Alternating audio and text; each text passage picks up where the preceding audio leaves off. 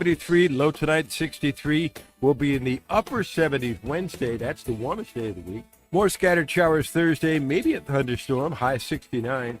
And the risk of more showers Friday and Saturday. Friday's high only in the 60s. From the Blue Water Weather Center, this is Rich Thomas. 1819 News.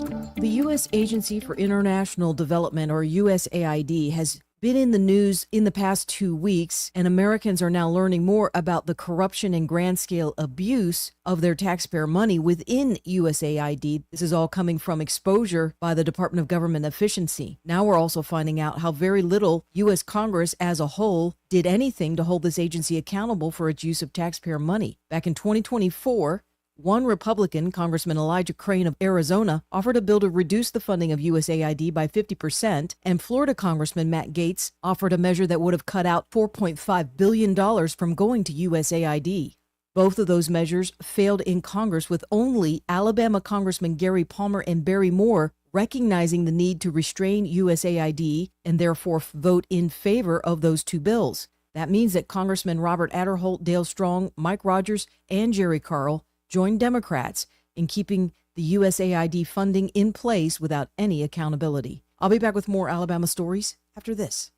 Are you enjoying 1819 News? If so, consider joining 1819 News as a member. As a nonprofit news organization, we depend on the support of Alabamians like you. Memberships start out as little as $5 a month, and you'll get access to exclusive content only offered to our members. You'll be supporting independent journalism done by people who cherish Alabama values. Become a member today by visiting 1819news.com and clicking Become a Member. That's 1819news.com and click Become a Member today. Ford Auto Company is recalling 73,000 of their Ford vehicles due to problems with the rear-view camera. The recall involves the 2021 to 2022 Ford Expeditions, F-250, and F-350 Ford trucks. I'm Andrea Tice. For more news affecting Alabamians, go to 1819news.com. And while you're there, subscribe to the daily newsletter. The views and opinions of the following program are solely those of the host and other contributors. These do not necessarily represent those of Liberty Acquisitions 825, Blue Water Broadcasting, its management, staff, or any advertisers.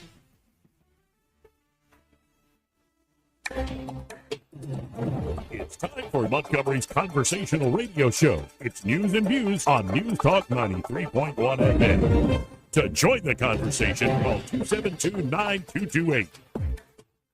This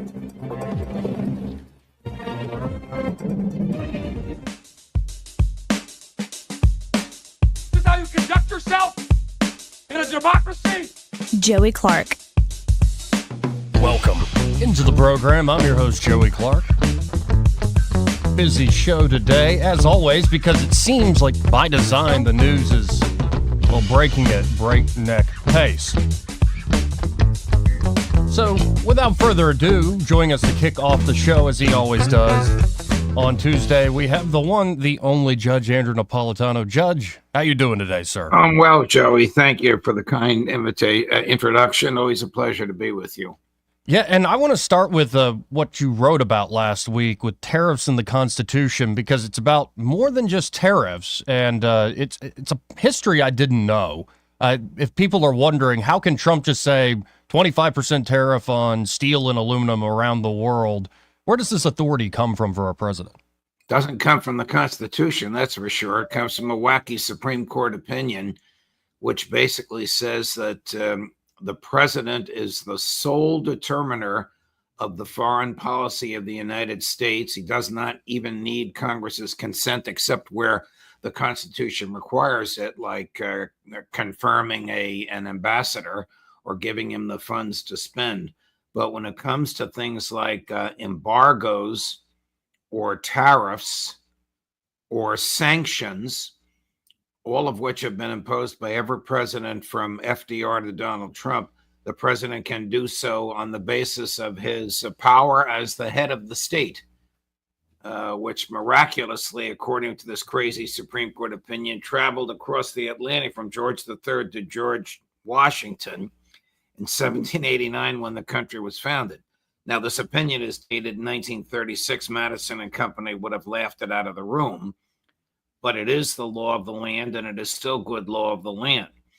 Even though the Constitution says only the Congress can impose a tax, even though it says all tax legislation has to originate in the House, even though it says all legislative power is vested in a Congress. The president can impose any tariff he wants on anything he wants, anytime he wants, in any amount he wants. Wow.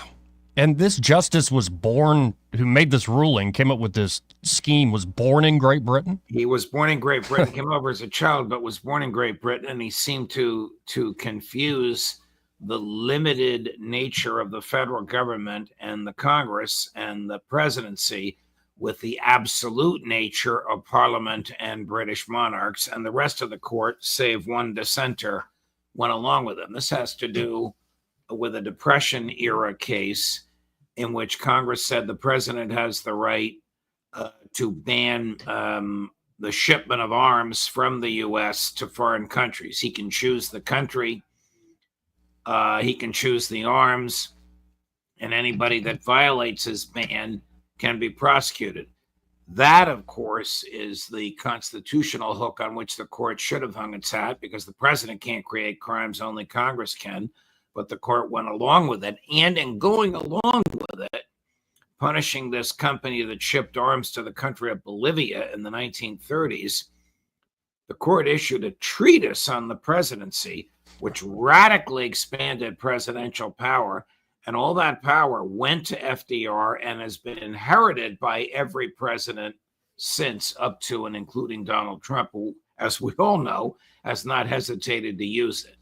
And this goes to the idea of the Congress can't delegate away its powers in the Constitution to the president. The courts can't do the same. Like the different branches maintain their powers. And yet it seems over the last 100 years at least, this has been going on in many different directions. And a lot of it seems in the 1930s. But it seemed to me that the courts, correct me if I'm wrong, were showing way too much deference to the executive branch in foreign policies as well as domestic regulation. Yes. And Congress looks the other way while the president assumes their power, or, as in this case, the Congress delegates away its power to the president. That violates a principle called non-delegation, which simply means the three branches of government, congressional, presidential, judicial, cannot delegate away their core power. So the courts couldn't say to the president, okay, you can be a federal judge for an afternoon. Congress can't say to the president, okay, you can declare war. The president can't say to the courts, to the Chief Justice, all right, I'll let you be commander in chief for a week. This stuff is absolutely prohibited by the Constitution. So when the president starts a war on his own, or imposes a tax, he's using power that the Constitution has given to the Congress, and the Congress doesn't give a damn when the president takes that power away from him and just uses it.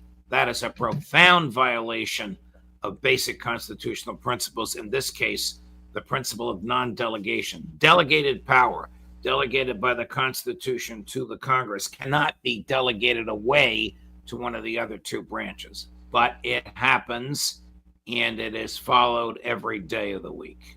And it seems now we have this strange regime that everybody paying attention, I think, is aware of now, with especially the work of DOJ, the administrative state, whatever you want to call it. It seemed like the Congress wanted to delegate rulemaking, lawmaking powers to just the administrative state without having the president oversee it in many cases. Also, the courts showing a lot of deference to that same administrative state until recently, until Chevron was overturned. I mean, what do you make of this? It's, I think, a long battle. I think there's going to be cases where the president oversteps his bounds and where Congress, I don't know, I'm trying to make heads or tails of how we got this essentially fourth branch that doesn't seem to be accountable to Congress, doesn't seem to be accountable to presidents.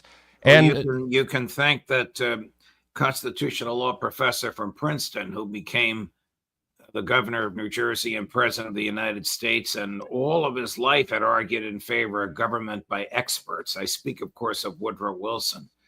Wilson's grand scheme was to have a fourth branch of government, unaccountable to the people, telling them how to live, manned by experts, whether it's the Food and Drug Administration, the Federal Trade Commission, later on the Environmental Protection Administration. He lived and dreamed for a government by experts, and we still have it. Jerry, I'm going to have to run. I have another hit at 15 after the hour, but of course, I love all my time with you, my friend. Well, and I appreciate your time as well. Until next week, God bless, Judge. Thank you. All the best. Again, folks, that's Judge Andrew Napolitano. Always appreciate his time here on the program and, trying to make heads or tails of how did we get here? Because it's all in the news. The new talking point is constitutional crisis. And yet, if I look at the history of this country, it seems we've been in a constitutional crisis, at least for the last 100 years. You just heard Judge Knapp say it. This overturning of the Madisonian system. Of course, the Civil War is a special case. But when Woodrow Wilson and team, the progressive movement, comes to town in the early 20th century, they completely turned the whole idea of the Constitution on its head. Was that not a constitutional crisis? Where you see the courts deferring to that fourth branch of government. When you see the Congress say, we're delegating our lawmaking powers to that fourth branch, but the executive of that branch can actually look into these things. You got to wonder, what sort of system are we actually living under? Now, I think a lot of people were lulled to sleep by that system. A lot of people were lulled to sleep because, well, we had a lot of wealth. We had a lot of distractions. And in fact, there are great arguments during the Cold War of we need this sort of Leviathan managerial state in order to take on the Soviet Union and to dominate the world for American interest. And you'll still hear that argument, fumes of it today, when it comes to USAID. You're hearing it from a lot of establishment Republicans. Oh, if there's a vacuum in the world, then what will happen? And again, I don't think this is addressing the underlying rot that Elon Musk and team, but wait. It's not just Elon anymore. Apparently, Elon Musk has changed his name. His Twitter name, that is. And he's essentially made the corporate press say it again. So I don't want to say the name that Elon Musk changed his name to. I'll just let CNN's Dana Bash say it for me. This is God-tier trolling, and I love it. Now, the disruptor-in-chief, Elon Musk, who apparently has adopted the alias, at least he changed his social media handle to Harry Balls, tweeted this morning, democracy in America is being destroyed by judicial coup. An activist judge is not a real judge. He spells it Harry like the name Harry, like Harry the King. And Balls is spelled B with a O-L-Z, and there's some sort of thing on top of the O. I forget the name of it, but it's pronounced Harry Balls. That's who's running the @Elon Musk account right now. And whether it's Big Balls or Harry Balls, it's a lot of fun watching CNN and the rest. CNN and the rest have to say all these names. It is a very, very fun thing to behold. But of course, there is an antibody response to all this work by Doge. The deep state, the folks that really don't want to be exposed, they're fighting back. And yes, they are, to Elon's point, fighting back through the courts. So I want to read a little Substack piece for you called The Machine Fights Back, Inside Treasury's War Against Its Own Reformers. When Doge found empty fields in Treasury's payment system, they uncovered more than missing data. They found a mechanism. Simple things were left blank. Payment categories, payment rationales, basic audit controls, the kind of fields any small business would require. The kind that let you track where money goes. The kind that stop $1 billion of fraud every week. Here's what Treasury didn't want exposed. Over $100 billion flowing annually to accounts without Social Security numbers, no temporary ID numbers, no verification, nothing.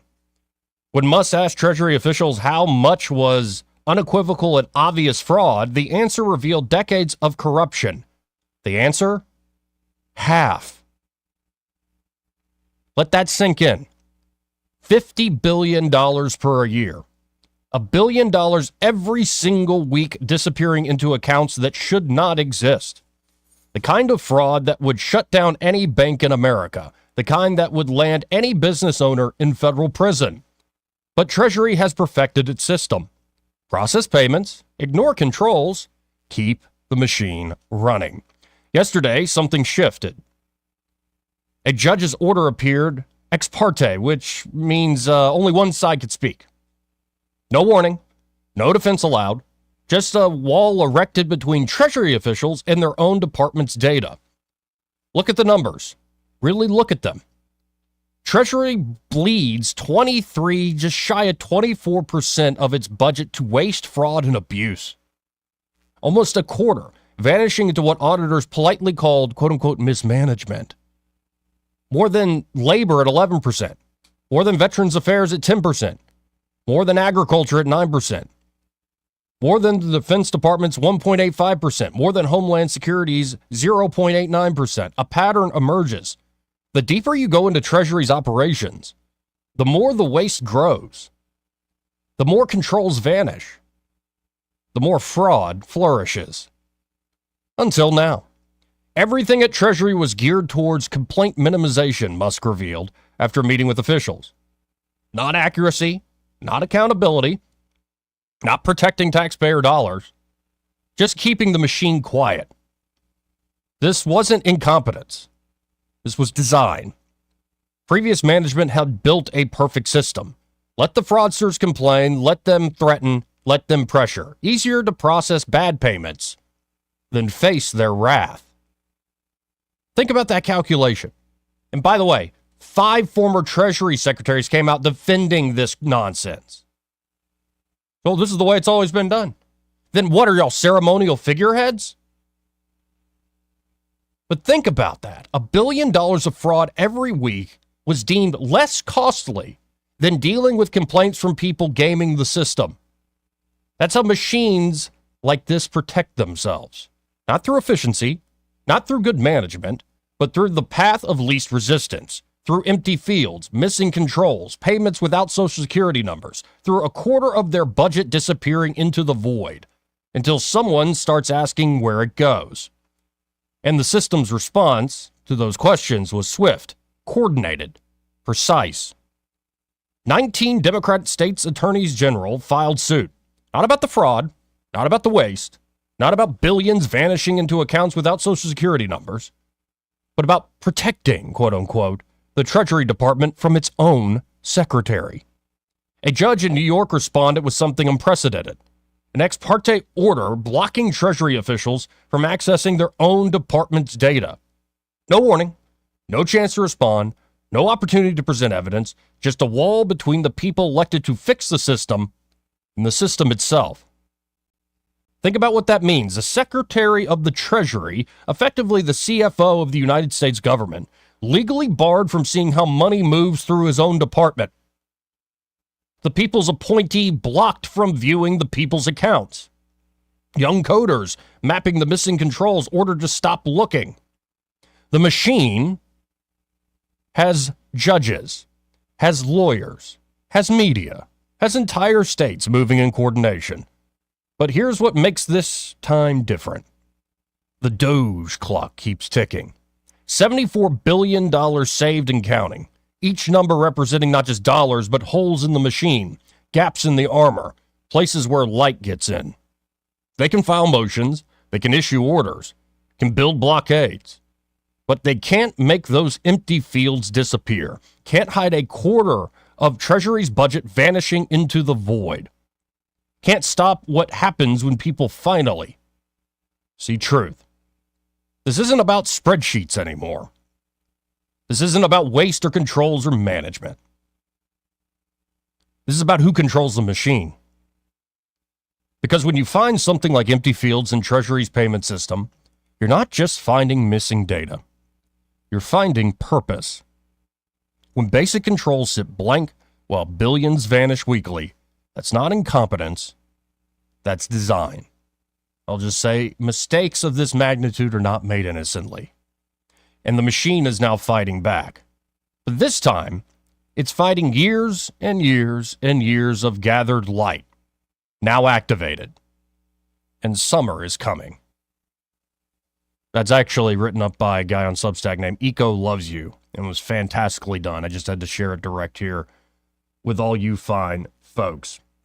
Again, our number, if you want to get in, 334-272-9228. That's 334-272-9228. This part of the program brought to you by Pest Pro Services. And they're at Pest Pro. Ashley and that fantastic team she's put together are ready to help you. Now, it could be you're worried about termite season right around the corner.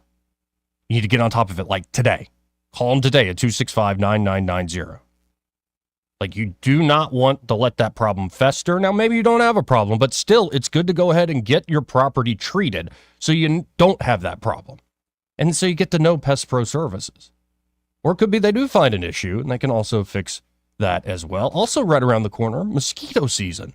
And starting at $50 a month, they're going to be able to treat that yard. So if you actually like enjoying your backyard, maybe you put a lot of work into it, and you don't want to be eaten up by mosquitoes, or have to light all those candles that like don't work, or spray yourself with, treat the yard.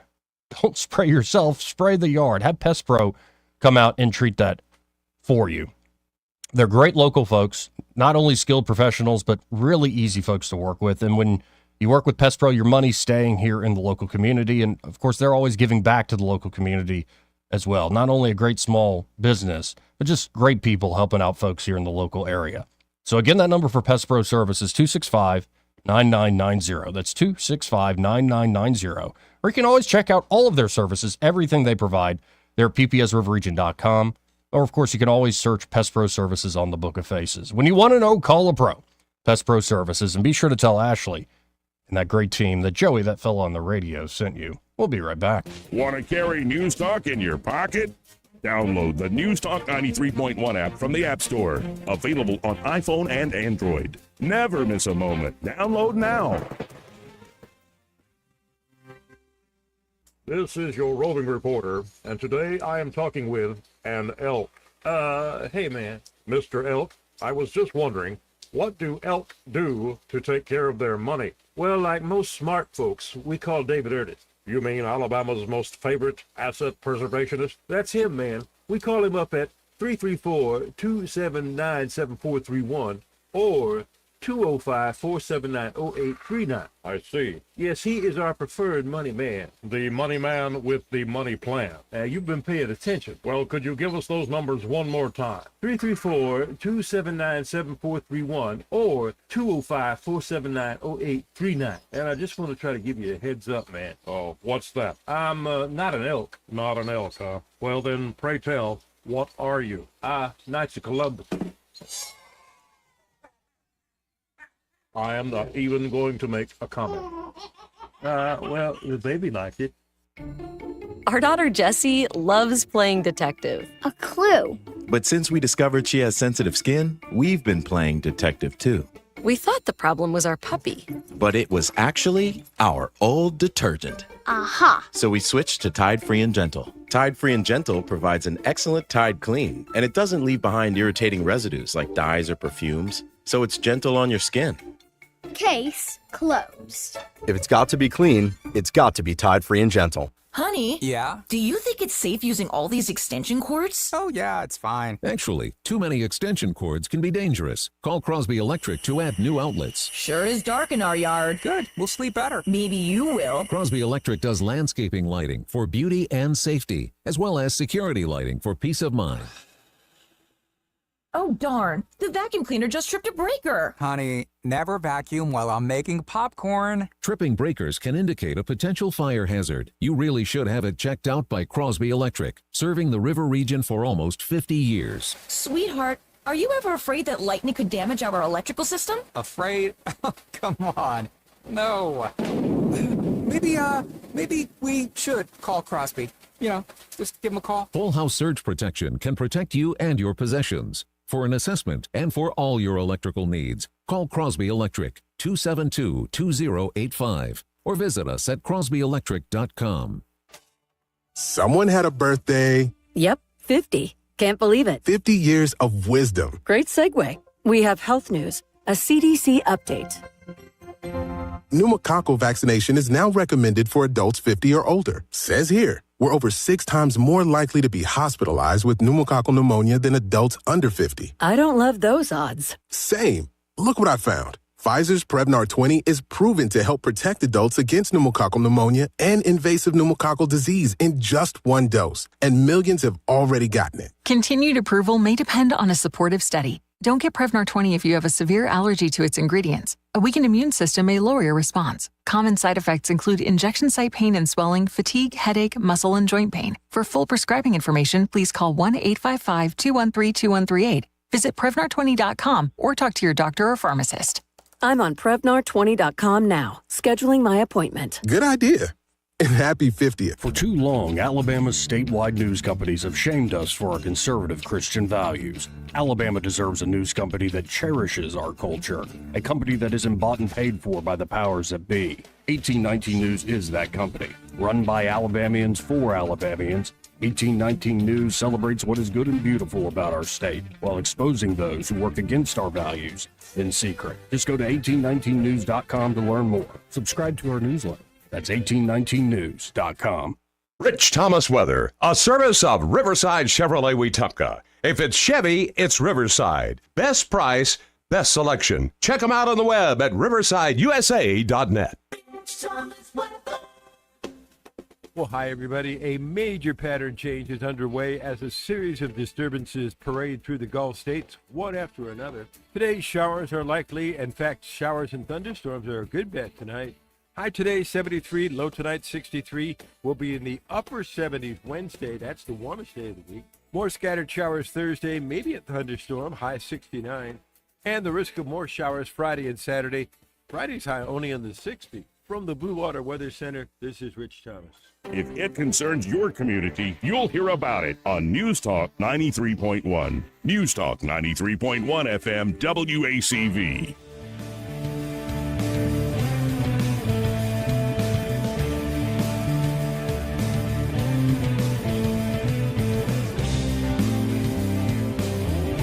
Joey Clark.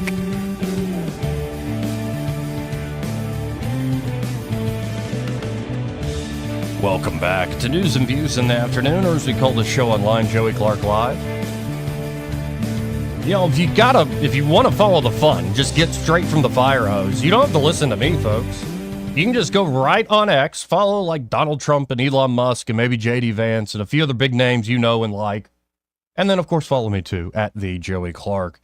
And just follow along. This is going to be a heck of a year, I have a feeling. Byron Sheehy in the studio. How you doing, man? Man, I'm all right.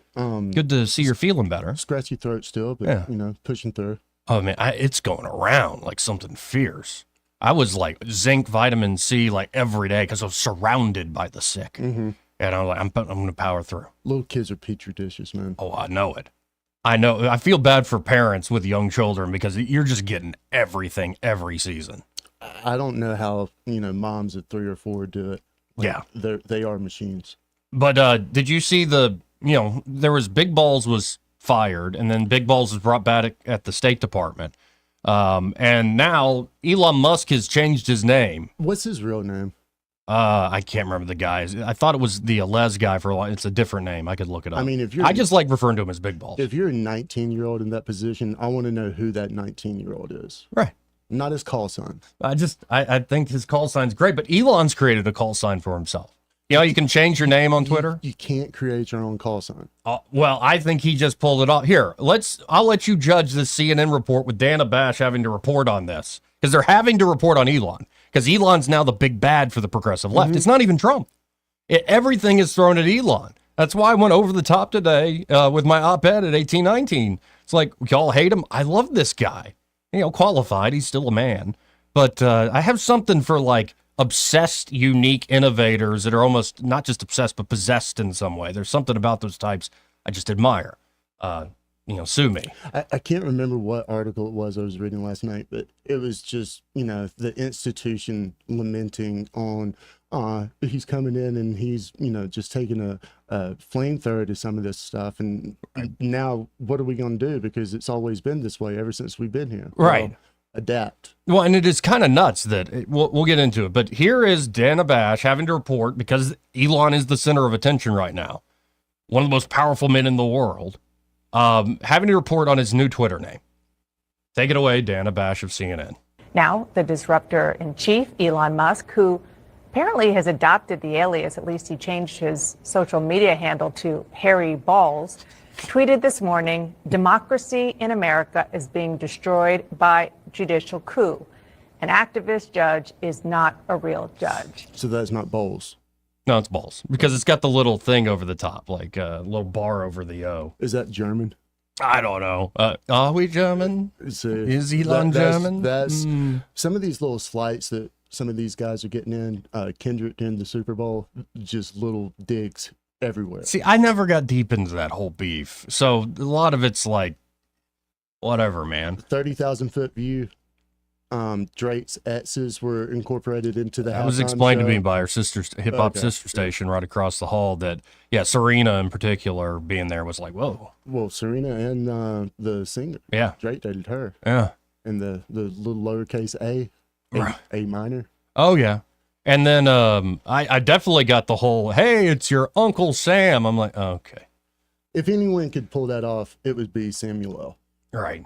I was like, this is almost too subtle while still being over the top. I think most folks are like, what is even going on here right now? And maybe some people will get a kick out of that. They don't even know. It walked right down the middle where it had to. It wasn't too far one way. It wasn't too far the other, in my opinion. I'm just glad everybody kept their pants on and their shirts on. How about a tip of the cap to the authorities and everyone, running security and protection? Oh, absolutely. I saw something, I think they were calling it Operation Iron Shield. Mm-hmm. I mean... Oh, with Trump being there for certain. Well, the coordination between the local, state, after all the little fumbles we've had over the past 6 months or so. Especially New Year's Eve and with Bourbon Street, yeah. It was nice to see everyone come together on that. Yeah, and I thought it was an awful football game. But unless you're an Eagles fan. I made a little money on it. So, oh, okay, nice. Yeah. Good for you. That's very good. Very good indeed. So there's so many things moving at the same time. And I think, by the way, this is clearly by design, the whole flood the zone idea, where you're hitting this, you're hitting that. Like, you can't keep up. You can't. The news can't keep up. This is all, again, by design. For instance, is all this crazy stuff's going on with Doge, and I think Trump loves that a lot of the heat is being directed at Elon. And Elon, he just changed his name to Harry Balls. He doesn't care. He does not care about the criticism. He embraces the heat. Yeah. I think he enjoys crisis in a weird way. He enjoys crisis. So, like, under the radar, it looks like Tulsi's going to get through. Like, more and more, like, Susan Collins of Maine even came out and I'm endorsing. So, you got Susan Collins. Was that RFK doing Susan Collins? No, Susan Collins is that age now, and it sounds like you got a massager on her back. I don't know what that is, but it looks like RFK is probably going to get through.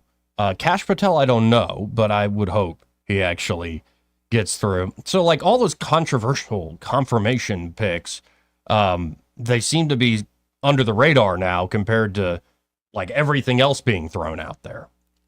Well, for instance, the next target wasn't just the Department of Education, and DOD is coming up for Doge. They're now looking at the Consumer Financial Protection Bureau, the legal baby of Elizabeth Warren, who tried to set up as this independent entity that's, helping the consumer so much, right? Well, they're very upset. Warren's very upset, all this stuff. So, of course, the press in the Oval Office, like, well, President Trump, what say you? Elizabeth Warren is now. She's ready to bring the heat against you, sir.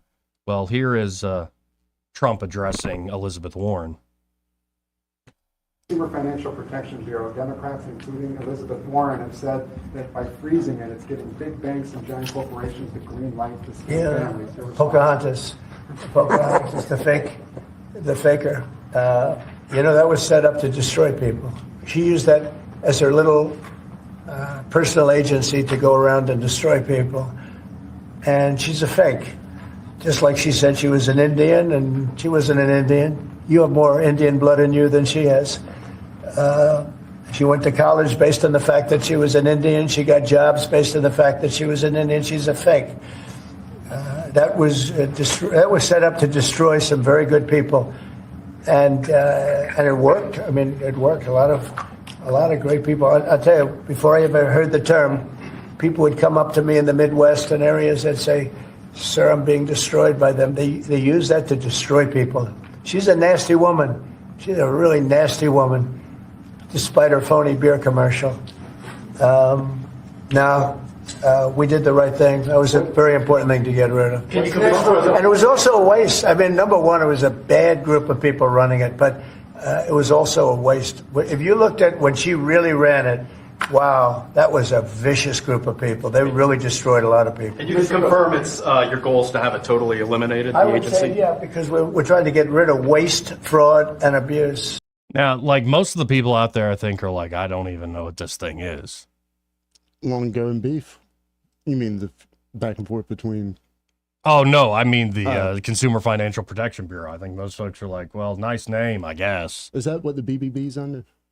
Maybe. I don't know. I don't even know. I don't either. So it's like, okay, now you focus on that thing. Wait, there's a new thing that's come up. And this is Trump very much laying it on the table. This is straight up a threat. Again, he continues to do a presser every day from the Oval Office, and he thus dominates. I love this. The media narrative by doing this and being pretty open. Let's listen in. Now, this is, well, Hamas better listen. What do you think delay that, sir? Should the ceasefire then be off? Well, I would say this, and I'm going to let that be because that's Israel's decision. But as far as I'm concerned, if all of the hostages aren't returned by Saturday at 12 o'clock, I think it's an appropriate time. I would say cancel it and all bets are off and let hell break out. I'd say they ought to be returned by 12 o'clock on Saturday, and if they're not returned, all of them, not in drips and drabs, not 2 and 1 and 3 and 4 and 2. Saturday at 12 o'clock, and after that, I would say all hell is going to break out. And I don't think they're going to do it. I think a lot of them are dead. I think a lot of the hostages are dead. I think it's a great human tragedy what's happened, how people can be that mean to do. I mean, the one guy was laughing when a hostage he thought his family was alive, found out the family was dead, and his captor, so to speak, started laughing because he thought it was so funny. You know, this is a different group of people. No, I would say Saturday at 12, we want them all back. I'm speaking for myself. Israel can override it. But from myself, Saturday at 12 o'clock, and if they're not here, all hell is going to break out. I think he means it. I think he's go ahead and should schedule the 2 o'clock press conference and dust off they died like dogs. Yeah, this is, again, like drinking out of a fire hose. Story after story after story. Yeah, but I mean, you kind of expect this, though, after everything that Biden did. I mean, he was going to come in and he was going to have a hell of a, first year. All right. Now, again, moving to a different story, a criminal investigation has been launched following allegations that the FBI may have leaked information regarding ICE raids. This is directly from Tom Homan, the border czar. The investigation focuses on identifying the source of these leaks with severe consequences like job loss, pension forfeiture, and imprisonment being promised for those found responsible. Homeland Security Secretary Kristi Noem has also voiced concerns about the corruption within the FBI. And we're about to find out what Pam Bondi's made of as the new Attorney General. In more ways than one. And I think that's just shocking. Okay, the FBI is at counter purposes with ICE? Like trying to undermine the very operations ICE is engaged in? No, not allowed. And the outright insubordination, excuse me. Just, I think this has gone on for years, and now we are just putting sunlight on. And in a way, it's sort of great. It's like, y'all keep on doing stunts like this, because we're going to find it now. We're going to hold you accountable. And you don't even have the full team put together yet. Again, we're still waiting on the Senate confirmation. You said you were a little uneasy on Patel getting confirmed. I mean, we'll see. My hope is it will happen. I just don't know. I think it will be on all three of them, Tulsi, Bobby Kennedy, and Kash Patel. Probably a party line vote, sadly. And maybe it'll be necessary to have the vice president jump back in again. But hopefully the Republicans are starting to get wise. These are not the fights you need to pick. And we got to keep this in mind. That machine we were talking about earlier, that machine is going to fight back every which way it can, and that includes many Republicans. Many Republicans, indeed, in the Congress. Unlimited resources, that machine. Yeah, it seems like they do. They've always are able to find more money for themselves, but no way to cut things to save the American people money. Now, here's Homan being asked a different question about, is the president happy with the number of arrests that have been done so far of illegal aliens? Let's tune in. Mr. Homan, is the president happy with the number of arrests? I'm not. The rest, if you look at the rest in the interior enforcement, it's about 3 times higher than it was a year ago today. 3 times higher is good, but I'm not satisfied. There's more criminal aliens that need to be arrested, hundreds of thousands. Sanctuary cities are putting roadblocks up. We got leaks. So we need to increase the arrest of illegal aliens, especially those with criminal convictions. So we're going to continue. So 3 times higher is good. The numbers are good. For me, not good enough. We got to get more. Mr. Homan, what's your message for the sanctuary cities? You just said we're putting up roadblocks. Do you have a message for them for Chicago, for example? Well, Attorney General Pam Bondi is going to investigate them. We're going to hold them accountable. Sanctuaries are sanctuary criminals. End of story. They're sanctuary for criminals. Let us in the county jail to arrest the bad guy in the safety and security of a county jail. It's safer for the alien, it's safer for the officer, it's certainly safer for the community. Any sanctuary city that purposely release public safety threats back into public is stupid. I mean, let us arrest the bad guy in the jail, because what the sanctuary cities are seeing, I already see the stories. Non-criminals are being arrested at a higher rate, and they're going to keep being arrested at a higher rate, because we can't arrest that bad guy in the jail.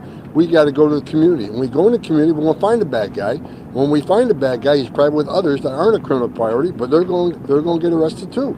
We're not going to tell ICE agents, ignore the oath you took, ignore the laws of immigration enforcement, just arrest the criminal. No, we're taking everybody. So sanctuary cities are going to get exactly what they don't want. More agents in the neighborhoods and more non-criminals being arrested because they forced us in the community. This guy right here has taken a double dose of common sense, man. Oh, yeah. I love this guy. Yeah, Homan is not playing.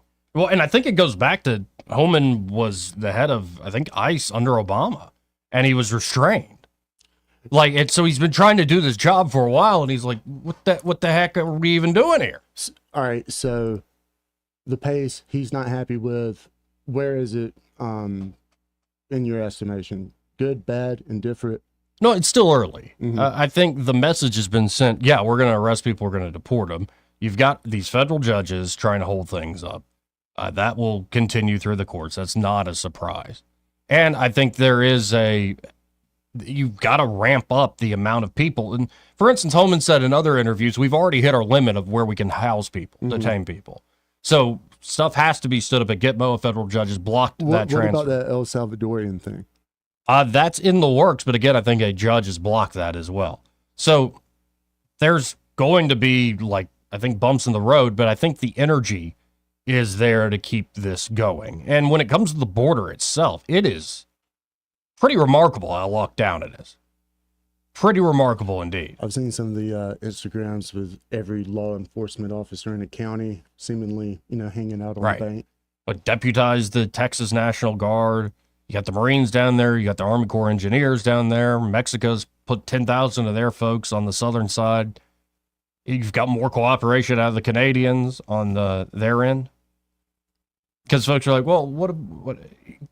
I love this argument that there's no fentanyl coming across the border in the north. There's only a little bit that's been caught at ports of entry. And look at all the amount caught at ports.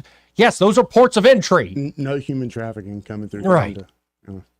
So, again, it's like, okay, what's next? What's the next shoe to drop? Wait, is Ron Paul really going to be part of the Doge audit the Fed? Because I think Harry Balls knows that Ron Paul is the original Doge father. Mm-hmm. He was the guy saying all this stuff long before it was ever cool. In fact, he was jeered and booed by Republicans many years ago for having the cojones himself to say these things. Yeah, but those were, the war hawk Republicans that just wanted the biggest budgets that they could, send their friends in the complex, and he didn't play that game. He was a true fiscal conservative. 272-9228 if you want to get in on the conversation. That's 334-272-9228. This part of the program brought to you by Josh and Leslie Ryder there at Dillon Rings. And, of course, Valentine's Day is right around the corner. Valentine's has become a day to celebrate the bonds important people in our lives have made with us. It's not just, someone who's a romantic lover. It could be anybody you love in any sort of way. And with Valentine's being just a few days away, Dillon Rings has Valentine's gifts starting around $30. So stop by Dillon Rings and spread the good feelings around your world today. And I'm looking at some of these pieces they have there at Dillon Rings on their Facebook page, and it's lovely stuff. And I'm not surprised because Dillon Rings, they have an amazing selection from high-end jewelry items to everyday items, like these items starting at around $30. Really beautiful. And it's, again, not going to break the bank, but it still looks great. And, coming up a little later, we'll tell you more about Dillon Rings. Of course, they do custom design work, spa treatments, repair work, appraisals. They do it all there at Dillon Rings. But stop by before Valentine's Day. It's, again, doesn't have to be somebody you're deeply romantically involved with. It could be somebody you just appreciate. You want to get them a nice little gift. Stop by at 119 Brown Springs Road here in Montgomery, just off Atlanta Highway, kind of the back-end entrance to AUM.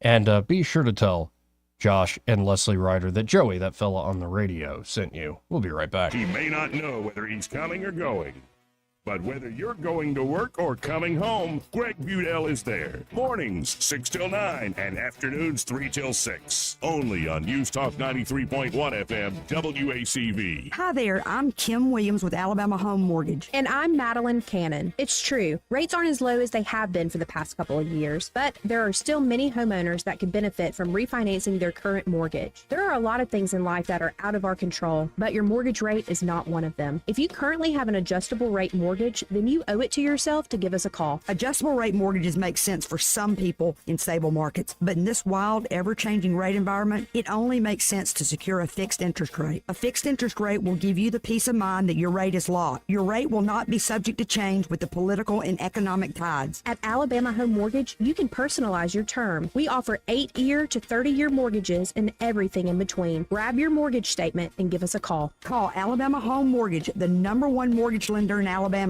today at 567-4223, or visit us online at myalabamahomemortgage.com. That's Alabama Home Mortgage, because, folks, there is a difference in mortgage companies. NMLS 1586-36-8, Equal Housing Lender.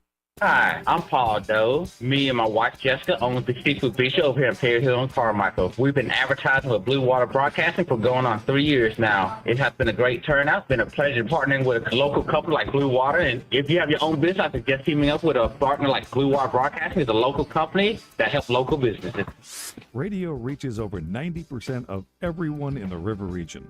Shouldn't your ads be out there where your customers are? Call us to find out more. Blue Water Broadcasting. Local folks helping local business. Looking to sell or maybe for your dream home or the perfect piece of land? I'm Hannah Grantham. And I'm Eddie Bader. Together, we're your go-to real estate team at Forest Meadows Homes and Land. Whether you're buying, selling, or looking to invest, we know the Central Alabama market inside and out. From cozy homes to sprawling estates, we make finding the right property easy and stress-free. With us, you're not just a client, you're a partner. We're here for all your real estate needs. Let us show you that not all agents are the same, and let's make your real estate dreams a reality. Call us today, 334-322-0662. News and talk without the static. The River Region's most trusted voice. News Talk 93.1 FM WACV.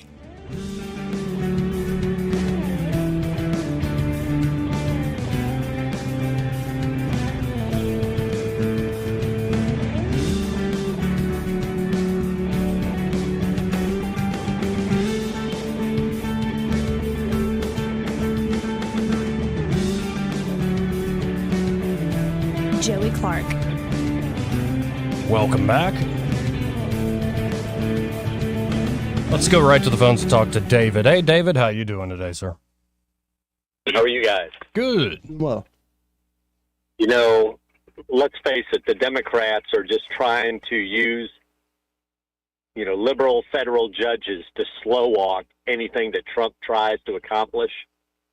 And I think the reason they're doing it is because they hope if they can slow it down until the next election cycle, that they can hopefully, at least in their minds, get control of the House or Senate or both and basically stop everything dead in its tracks for the most part. Yeah, I think that's the goal, to try to slow things down, and it should be the goal of Trump and team to speed things up. they can try to slow it down, but with the public paying attention to the way that it is, I mean, whoever the next person is, if they don't agree to carry out that policy, then they're going to lose a lot of the support. Right. Yeah, but do you really think that people like Nancy Pelosi and Chuck Schumer and Elizabeth Warren give a crap about what people think about them? No, not really. Guys. They're pretty secure in their positions, but a lot of those members who may be a little less secure, they probably care what their constituents still think. Right, yeah, a handful of them. Yeah, you would hope that they would. So, and two, it's going to give them, if it does come down to that, and God forbid they do, get control of the House or Senate or both, then they're going to sit there and say, "Ha! Look at that!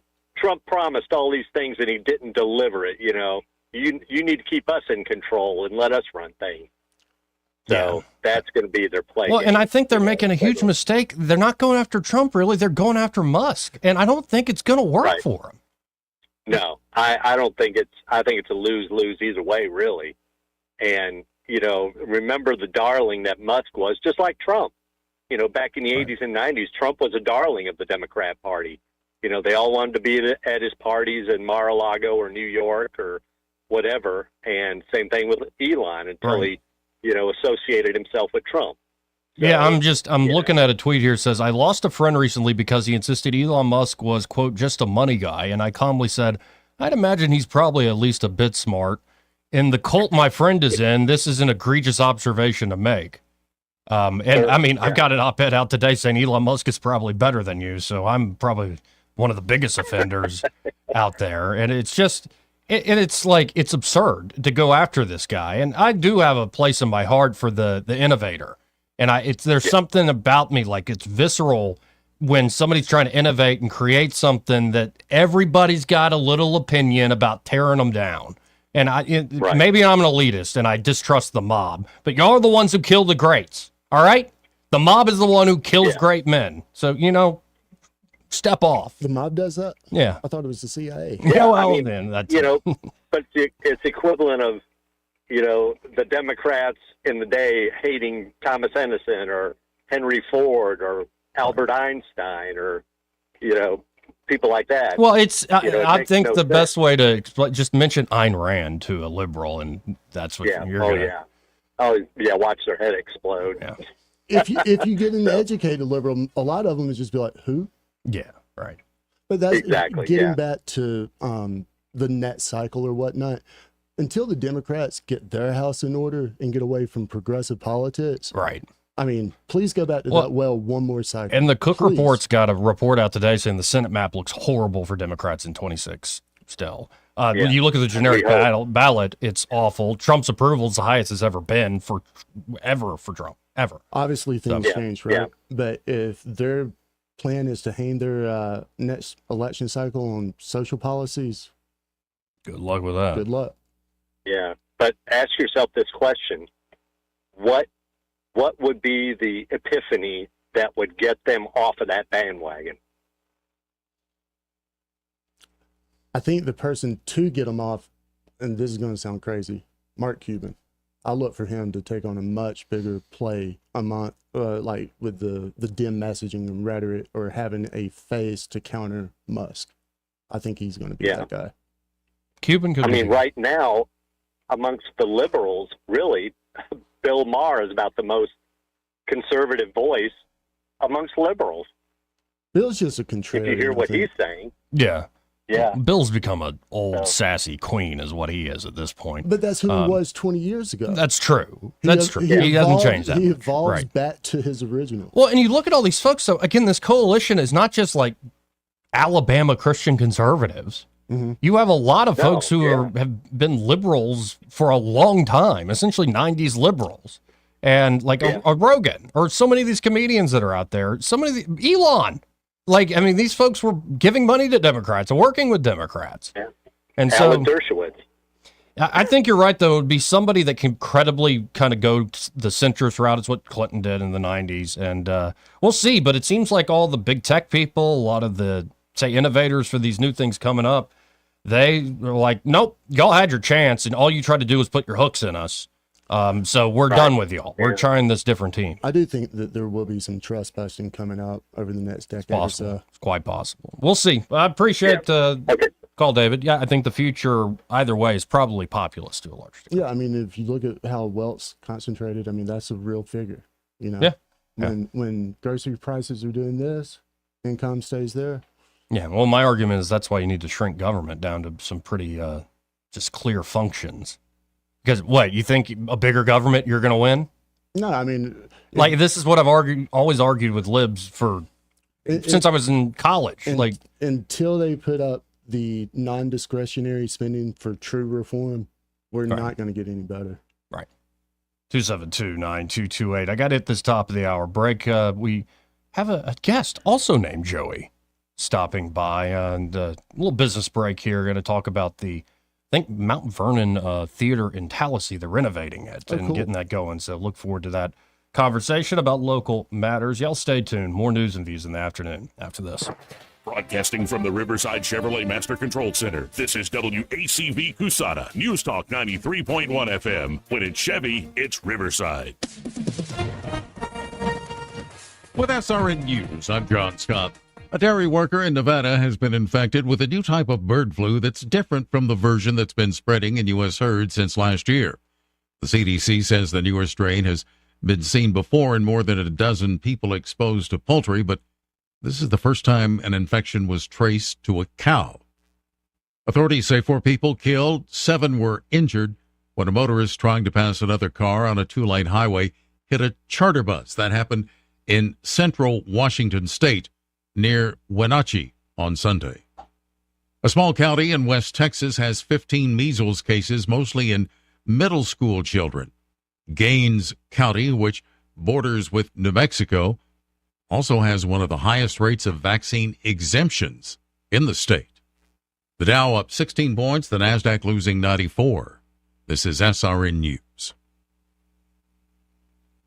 Hey, it's Mike Gallagher here. You know, I've been thinking, why does it feel like losing weight is harder than ever before? With mixed messages, fad diets, quick fix solutions, many are left feeling stuck and exhausted trying to fight a battle they can't seem to win. If you felt this way, know that you're not alone. I used to be that way too. But let me tell you, it's not your fault. Your body's working against you. The longer you wait, the harder it gets. I called PhD Weight Loss and Nutrition 3 years ago. I lost 53 pounds, and I've kept it off. I feel great, and I love telling the world about PhD Weight Loss.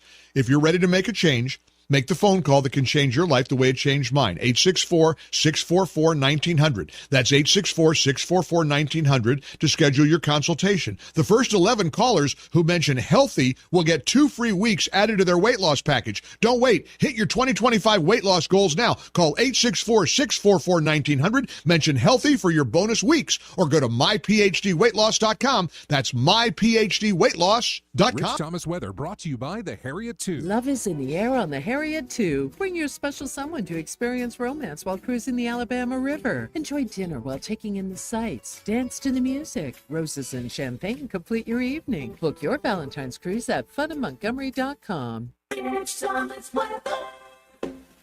Well, hi, everybody. A major pattern change is underway as a series of disturbances parade through the Gulf states, one after another. Today's showers are likely. In fact, showers and thunderstorms are a good bet tonight.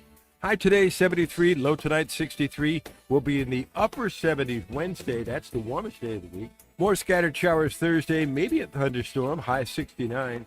And the risk of more showers Friday and Saturday. Friday's high only in the 60s. From the Blue Water Weather Center, this is Rich Thomas.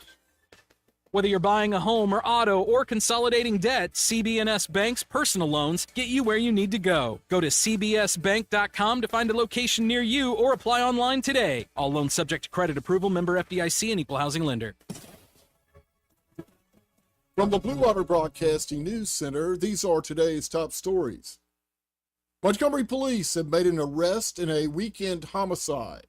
25-year-old DeJounte Westerly has been charged with murder in the fatal stabbing of 59-year-old Charles Harris. The incident happened Sunday morning in the 1600 block of South Holt Street.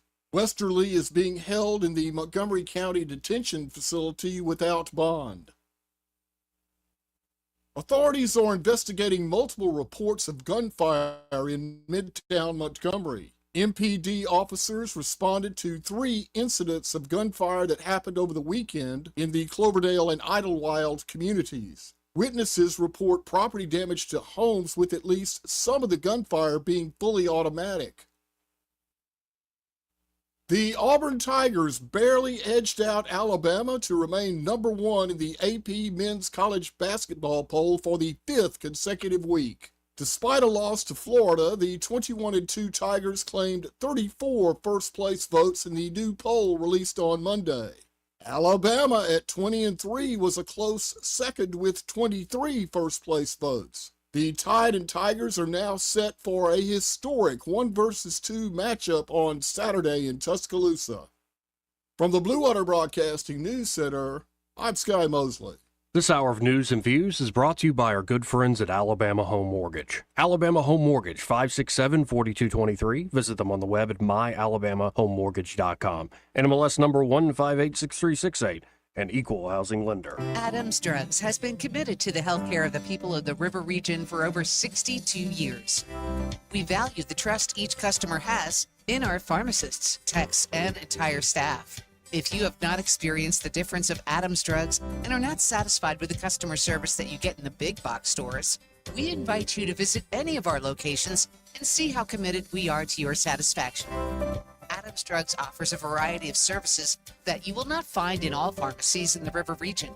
Personalized compounding, area-wide delivery, wellness screenings, immunizations, medication consultations, and specialized packaging, just to name a few.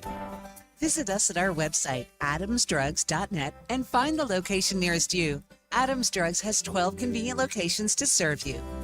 Your satisfaction is our #1 goal. Adams Drugs is your local Health Mart pharmacy. Health Mart, taking the time to listen and care.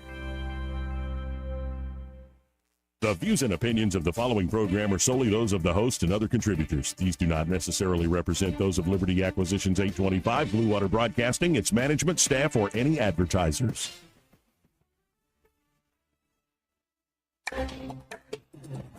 It's time for Montgomery's conversational radio show. It's news and views on News Talk 93.1 FM.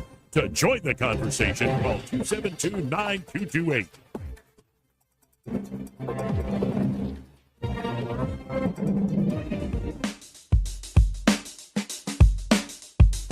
is how you conduct yourself in a democracy? Joey Clark. Welcome back to the program. Now, as promised, we got some local entertainment y'all need to be aware of coming up this Friday. And I'd imagine more than just this Friday, there's a lot going to be going on in the weeks ahead. In studio, familiar face is Dr. Sam, and we also have another fella named Joey Wigginton here in the studio. How are you two gentlemen doing today? Doing great. How you doing, We're Joey? doing fantastic. It's good to have Joey and Joey. I'm in a room with Joey's here today. See, and I learned that's actually like his birth name. I'm a Joseph that I was always called Joey. And I never went to Joe. My grandfather calls me Joe. I'll get that. But good to see you, sir. Good to meet you. Thank you. And we have coming up here, it's at the Mount Vernon Theater in Tallahassee. A big event where it's going to be for Valentine's Day. That's right. Before we get to the event itself, for folks who don't know about the theater, about the Mount Vernon Theater, let's tell them about it. Well, the theater was built in 1935 by the Mount Vernon Mill and for entertainment for the people that lived there in Tallahassee. It was stayed open to 1968. It closed down, and a group of individuals back in about 2016 took it over and raised a lot of money and borrowed a lot of money and invested in it. And they opened it in 2018. So it had been closed 50 years. Wow. And they did pretty well the first year. It's the second year when COVID hit and they couldn't afford the mortgage payments, so they had to shut it down. So then about 7-8 months ago, I had a gentleman call me and said, Joey, you want to buy a theater? And I said, what are you talking about? And just out of nowhere, what about theater? That's exactly. So we talked a little bit, and I said, Bill, you and I are two old men, and we'll be showing westerns every weekend, and we'll go broke. So Gunsmoke. I said, let me see if we could get. And he said, who you got? And I said, my son Barry. He's 41. And so Barry's brought all the technology, and I did the exact same thing with him. I said, Barry, you want to buy a theater? He said, what are you talking about, Daddy? And so we talked, and he said, I'm in. So he graduated from Tallahassee, and he loves Tallahassee. So this has been a big part for him. Well, beautiful, and I'm glad y'all are in it because it's something that historic. I imagine they don't build stuff like that anymore. They don't. They really don't. It's a beautiful building. It never was when the mill built it in 35. It wasn't the ornate stuff, like you got it at Davis Theater and Alabama Theater in Birmingham. It was just for the common man. And so we tried to jazz it up a little bit. We put some gold color in it and tried to sort of make it a little more modern and up to date, but then to keep some of the history too. We've got the original door that they opened to get in it in 1935. Wow. So y'all do like movies and stuff, but you also do live entertainment. Yeah, we did December. We showed the whole month of Christmas movies, and we brought back all the old favorites. And the last night, December 22nd, we did a snowball fight. And so we asked everybody to bring new socks, and we threw them at each other, and it was so much fun. I'll bet it was. We collected 450 pair of socks, and we gave those to Axe there in Tallahassee, and they gave it to those that needed socks. And so, beautiful. And I had some older gentleman come see me I was in the grocery store the next day or two, and he said, I was throwing them just like I was 15 years old, Joey. And he said, we got to do that again. And I said, I think that'll become a tradition. See, I haven't even stopped by and already love the place, just from like the fellowship. It's the building itself with the fellowship. The first time I went into the theater, I didn't go in the front. We were doing a show with the Sweet Young'uns several years ago over there for a big charity. And when you walk in, you just feel the aura of the place. Right. I mean, it's absolutely phenomenal. It's kind of like what was across from the Davis Theater, the first air-conditioned theater in the country right here in Montgomery? I don't know the name. I know what you're talking about. Well, you were around then, Joey, for crying out loud. No. Anyway, it kind of reminded you of, I'm just going to call it the Montgomery Theater. I can't remember the name of it. But anyway, it was the first air-conditioned theater in the entire country.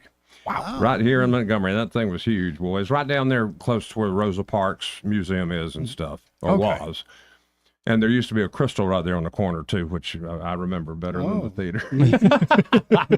Hey, we got some big news coming up about Valentine's. I am excited about being there. Me too. And you know what? The Sweet Young'uns draw such a crowd, and backed by popular demand, they're going to be in Tallahassee, and it's not just the Sweet Young'uns and Mother Moon Pie, which is 4 Swedish girls that stand about 6 feet tall and hair down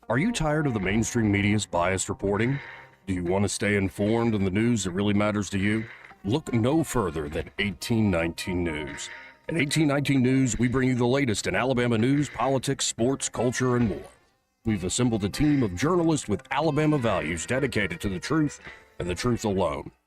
Visit us at 1819news.com today. That's 1819news.com. Subscribe to our newsletter. Honest News, Alabama Values. Hi, this is Carl Schmidt, naturopath and owner of the Herb Shop. Listen every Saturday to Winning Wellness and learn from experts in different fields of science and technology how nutritional supplements can help you. Listen to Winning Wellness every Saturday at 10 a.m. Now you can add the power of digital advertising to the #1 reach of radio. Let Blue Water's 20 years of local advertising and marketing success show you how. Grow your business with a complete suite of digital solutions, combined with the reach of the most listened to radio group in the River region. Call us or go to BlueWaterBroadcasting.com to find out how we can increase your return on investment. Blue Water Broadcasting, local folks helping local business. For more information, send an email to digital@BlueWaterBroadcasting.com. This hour of news and views is brought to you by our good friends at Alabama Home Mortgage. Alabama Home Mortgage, 567-4223. Visit them on the web at myalabamahomemortgage.com. NMLS number 1586368. An equal housing lender. The River Region's first and only news talk station on FM. Live, local talk. News Talk 93.1 FM WACV.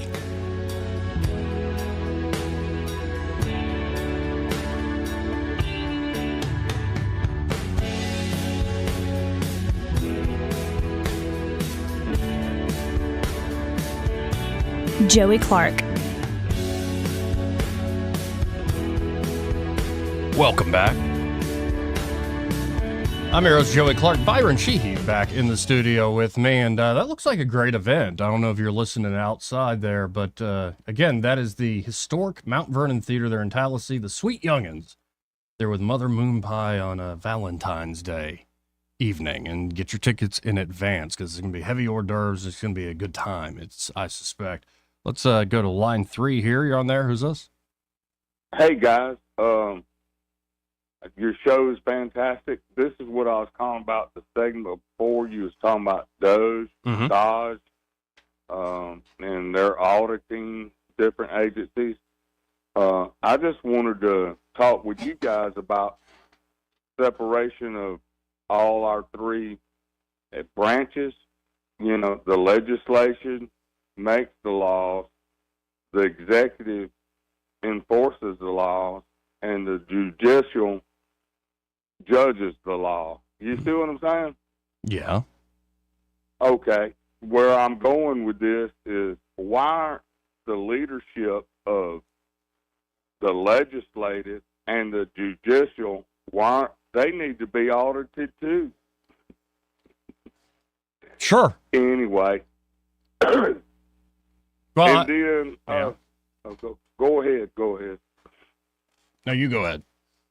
No, okay. Well, I feel like I'm on limited time, but I do love your show, and I'm not trying to fact check anybody, but I think the first building in Montgomery that had air conditioning was the Bell Building, right across from the Whitley, and it's all Troy State now. But I could be wrong. Now, I'm not staking my Well, you put it out there though, and I appreciate it.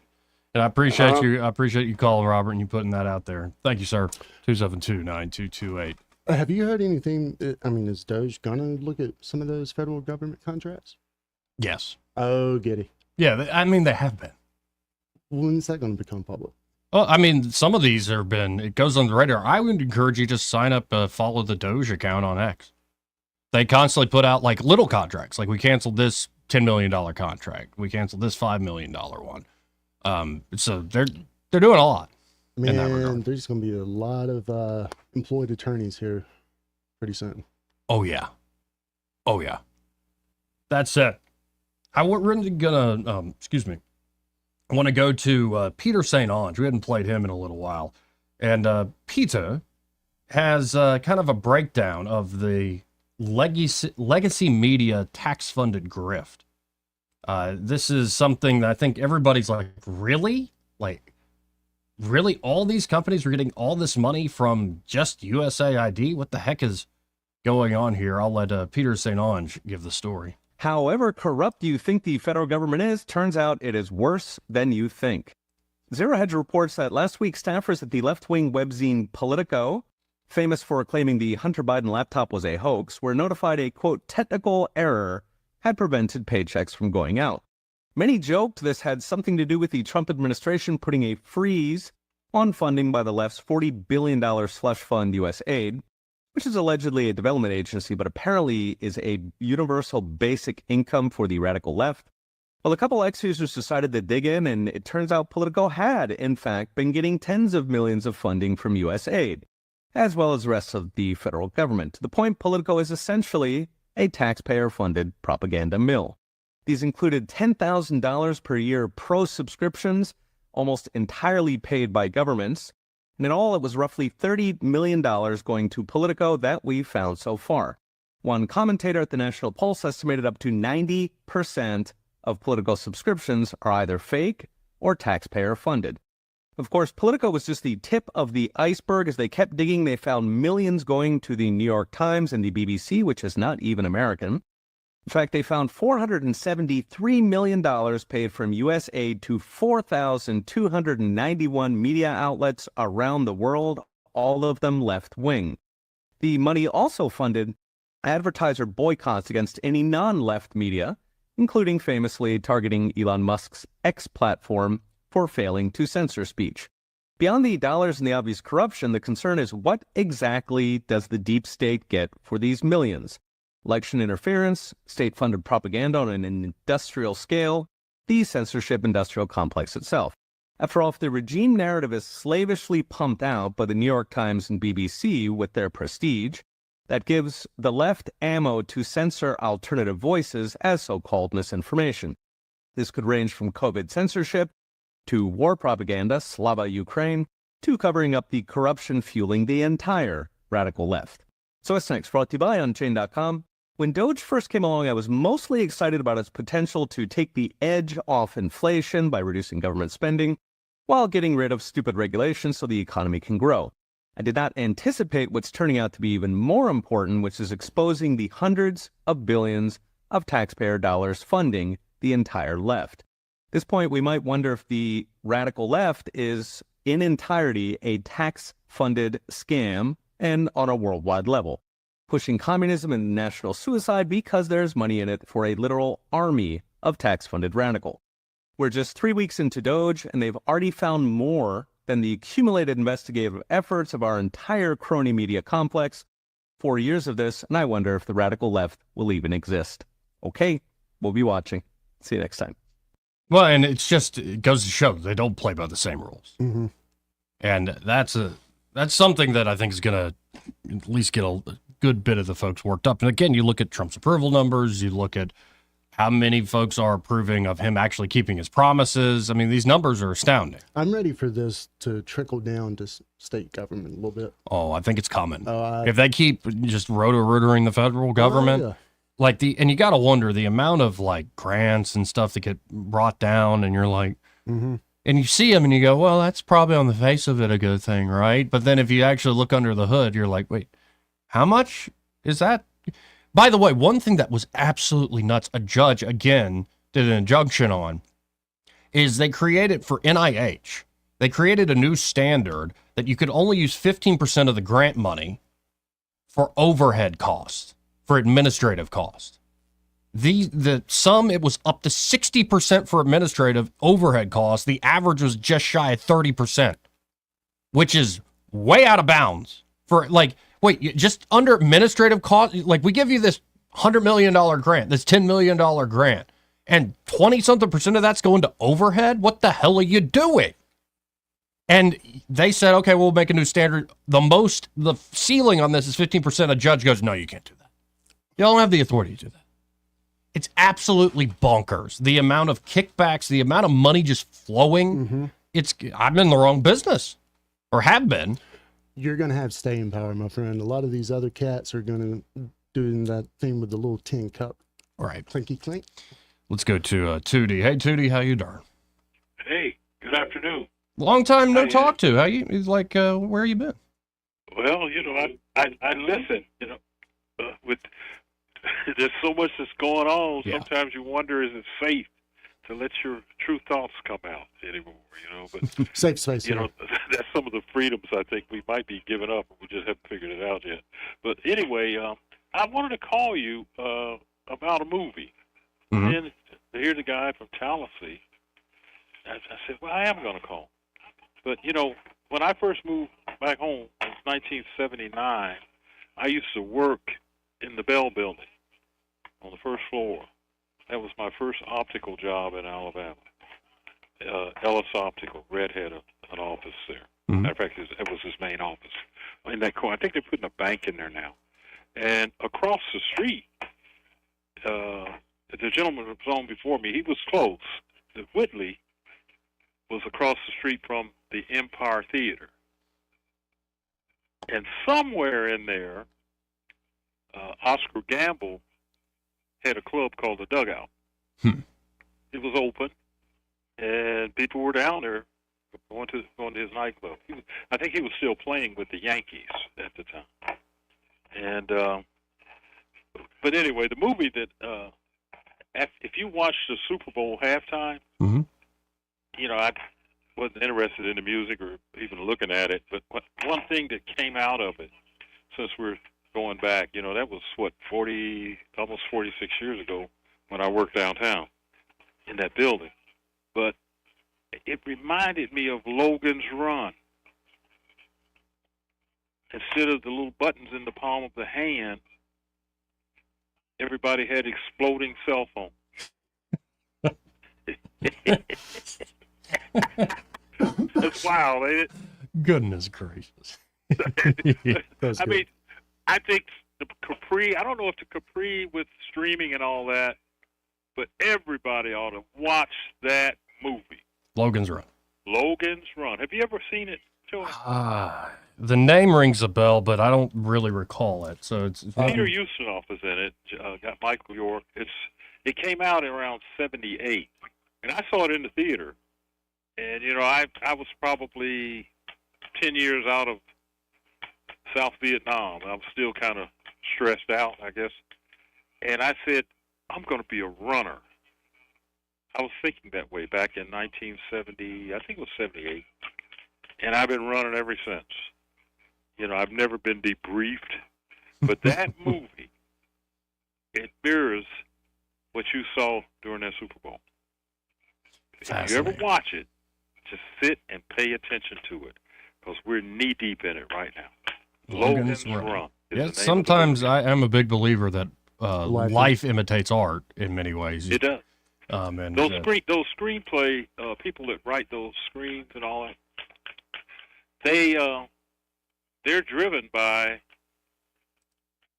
I'm going to quit there. I'll let you all use your own imagination. You have some interesting callers, and I've been listening, because I can pick you up in my lab now. Awesome. Back here in the back. Well, before I couldn't get you. I had to get you over the internet. But I can actually work and listen to you, and you have a great show. You always have. Well, you too, Eddie. Appreciate it. Logan's Run, my buddy, and then give me a report on it. Once you watch it, what you saw there. If anybody has seen that movie, let us know what you think. Okay. It just slapped me in the face. But I believe it was the Empire Theater that had the first air conditioning. Cool. Well, great call. Great to hear from you, Tootie. 272-9228, going down memory lane. You got to remember, folks, I wasn't born until 1988. So some of this stuff is literally historical for me, even if it is local. But there's something fascinating about how, especially the 1970s, there was something going on with filmmaking that had a bit of foresight, I think, about our future society. A little over the top. Of course, some things are going to be off. But generally speaking, one movie that comes to mind is Network. Sidney Lumet's Network with Howard Beale and all that. Awesome movie. That some on the face of it just want it to be about like corporate power, which obviously is about corporate power and corporate control. But I think they in a very profound way, understood how media would shape things going forward and the different fallout from media. And in many ways, the lessons learned from that movie are should be applied to this new media age we're in, and all the pitfalls of it, all the problems of it. Like for instance, Our Beal, they make him in as he's going insane on air. He's like, tomorrow night I'm going to kill myself here on these airwaves, and more people tune in. So it's kind of the early reality TV thing, and then he becomes this like populist spokesman of the people. Like, I'm mad as hell and I don't want to take it anymore. That old line. Okay. And everybody's sticking their heads out the windows. I'm mad as hell and I don't want to take it anymore. And he's inveighing against the hypocrisies of the age. And I'm sitting here thinking, like, man, you look at like Twitter now, or X, and it was bad enough with radio, bad enough with cable news. But now when you go on X in particular, or TikTok, it's half of your people commentating who usually get big followings because of this approach. Like, you know, everybody else is lying. I'm going to tell you the real truth. And I'm calling out all the hypocrites and the people keeping the little man down. Subscribe now. Right. And what's so amazing is by calling out the system, you become part of the system. In fact, the system consumes you and accounts for you. And I think we're going through that, but on a scale that they couldn't have foreseen in that movie. But still, a lot of those lessons really apply quite well to today. Our dystopian angst is just now readily accessible 24/7 right here in the palm of your hand. You don't even have to sit down for 2.5 hours and watch it. Well, and think about what Trump's done with his administration. Like when you see Pete Hegseth or Kristi Noem or Tom Homan, or just go down, Tulsi Gabbard will be amazing. Kash Patel will be amazing. And I'm not even talking about like the technical jobs they have to do. They're great on TV. Pretty faces and sound bites. It seemed to be like part of what Trump was picking. I want young, energetic folks, and I want them to be great on TV. And honestly, it works. Like you see these folks, not just TV, on podcasts, like you see these folks in interviews, like they're media trained with some of the best of them. They're not these boring lawyers or bureaucrats or party loyalists that get the gig. No, these are folks who really have the gift of gab. I think we had this conversation on air maybe a few months ago, but I don't think there's ever been a president that has his media savvy, training across the board and understands the industry and how to, get his message to the people that need it, as quickly as possible. From any other president. I mean, like, no one has done as good of a job as this guy. Only other person might be Obama, and his was just on social. Well, and when Scott Adams, of Dilbert fame, when he first said early in like 2015, he thinks Trump is the most persuasive person he's ever seen. And he means that in like a technical sense, the way Trump would deliver his message, the repetition, the repetition, the repetition, it keeps in your head, using imagery. It's not about here, we're going to secure the southern border with this amount of troops and this amount of dollars and this technology. No, what did Trump paint? He painted the wall. And the wall sort of stood in for all that other stuff. And some people take the image way too literally. No, wall's going to keep everybody. No, but the wall sticks in your mind. Trump would also do these things like, you never know what you're going to get with them. Like, say you do a radio show. And every day, a scale of 1 to 10, you're doing a solid 7. And a lot of people will tune in every day for a solid 7, and they get used to that solid 7. And what you might find is after a year, maybe 2 years of listening to that solid 7, you're like, yeah, but it's just a 7. And I know it's not going to be less, not going to be better. Whereas with Trump, like one day you'll tune in, especially back in the days of 2016, it's like Trump gives you a 10. You're like, what is this? And then the next day he gives you a 2. And so it's unexpected reward actually hooks people more when you don't know what to expect out of the person. 100%. Yeah, there's still that flair of the new. You're watching in real time to see if it's a train wreck, to see how glorious it might be, and you never know, but it's going to be unique. It's not going to be scripted. It's going to be what he wants to do, and I don't think he knows what he wants to do until probably about 2 or 3 minutes before he actually says it. And I believe The Apprentice was the #1 show on TV for years. Oh yeah, and that's not easy. It's just not easy to pull off, especially he's early reality TV. It's not like it's not like Seinfeld, like a great sitcom. Like this is a weird reality TV thing, and he pulls it off beautifully. And one thing I saw, it was Piers Morgan talking about Trump just a few days ago, saying that through most of 2016 and all the way even through 2020, Piers Morgan was the first winner of the Celebrity Apprentice. So he said, I probably spent 100 hours plus with Donald Trump, like in the room, cameras on, cameras off. And my main takeaway from spending that 100 plus hours with him is how warm the guy can be. He really is a charmer. He really is like gracious and kind of laid back. And, you know, he can put it on for the cameras and stuff. And Piers is like, I never saw that in 2016 or 2020. And he noticed after Trump gets shot in the ear, that guy started coming out. The real guy he got to know behind the scenes for hundreds of hours, like, oh, he's now doing it in front of everybody. And in particular, these Oval Office press conferences, they're like, oh, that's the guy I've known for so long. You even made a comment. We were sitting here and you were like, there's just something different. Yes. Like he's comfortable in his own skin. He's not putting on. Go watch old Trump clips. Everything's combative. Mm-hmm. And by design, it worked. That was part of the strategy. But now he's like, oh, I can do that. He can still throw people under the bus and do it better than most in this world. But he also has this sort of laid back, like, yeah, I'm here and I'll make little jokes and I'll even be self-deprecating. He's laughing more in public. You're starting to see, I think, more the real guy. I think, you know, if you have a near-death experience, you probably appreciate things a little bit more. And I think your point is correct. We are seeing him at his truest self. Right. And who knows what's going to happen next. But speaking of these folks he's picked, did you see that Pete Hegseth got together? Apparently he arrives in Washington, D.C. at 2 a.m. And then he shows up for 5 o'clock PT with, say, lower ranked troops. And I mean, here's a little bit of that. Like he was doing deadlifts and power cleans and doing the cardio work, and he's shaking hands to everybody there. A 40-something-year-old defense secretary. You're not used to seeing that. And you're like, well, isn't that a waste of a guy's time? He's supposed to be this administrator of this massive organization. I'm like, no, this is genius. Not just for PR purposes, for actually talking to everyday people that are doing the job. It actually reminds me of Elon Musk, the whole skip level meetings, where you skip several levels, you go over management, you go directly to the people working on the line. And that seems to be what Hegseth is doing here, and he's going to explain, why'd you just go work out with the troops? PT with 10th group this morning on very little sleep. Why was it so important for you to do this? And tell us about the workout. I did do PT with the troops this morning. Excuse me, it wasn't D.C., it was Stuttgart, Germany. Whatever it said. Listen, it's not that long ago that I was right there with them. I probably, no offense, General, I probably connect more with those guys than I do with 4-star generals. But now I get the chance of working with 4 stars and others who are committed to the troops. But when I can get down, do push-ups and deadlifts with the troops, and just hear from them, what's working, what isn't, how do you see your mission set? I love that.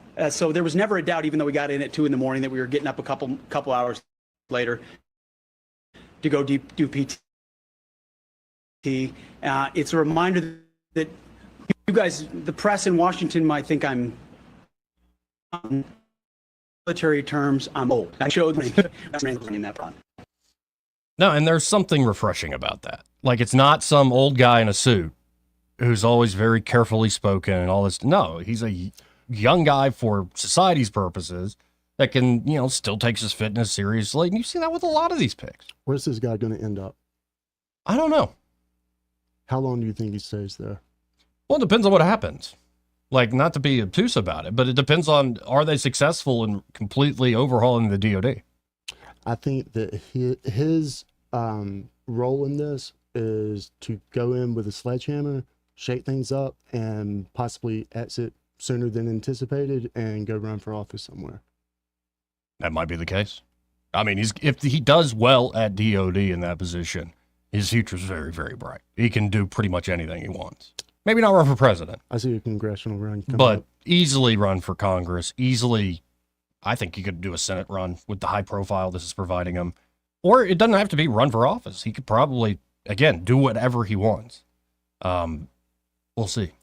Getting rid of some of those old cogs in the legislature and putting some more America First people, in positions like that. Go a long way. That's got to be a part of the long-term plan. Again, the number is 272-9228.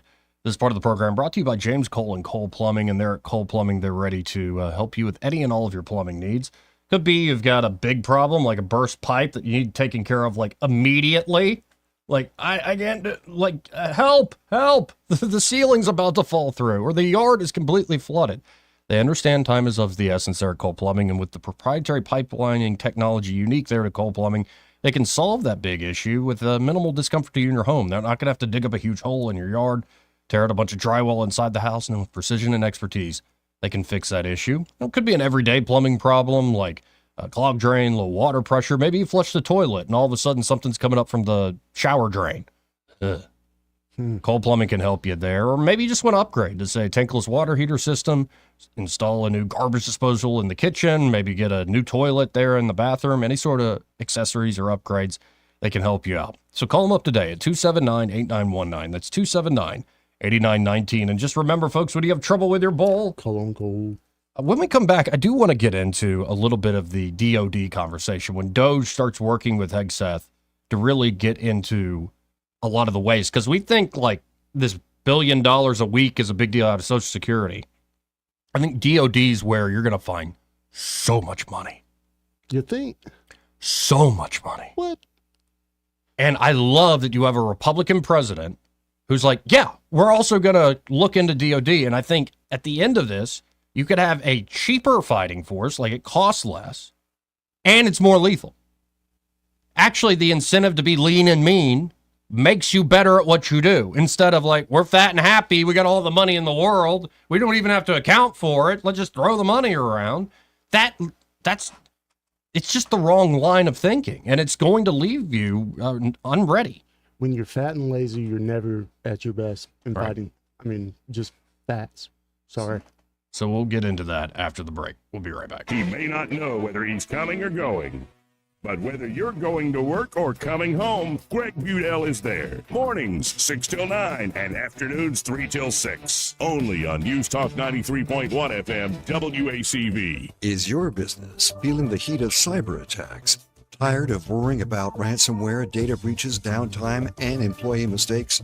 GTI Managed IT Solutions has been your trusted partner since 1999, safeguarding and supporting businesses like yours from the ever-evolving threats in the digital world.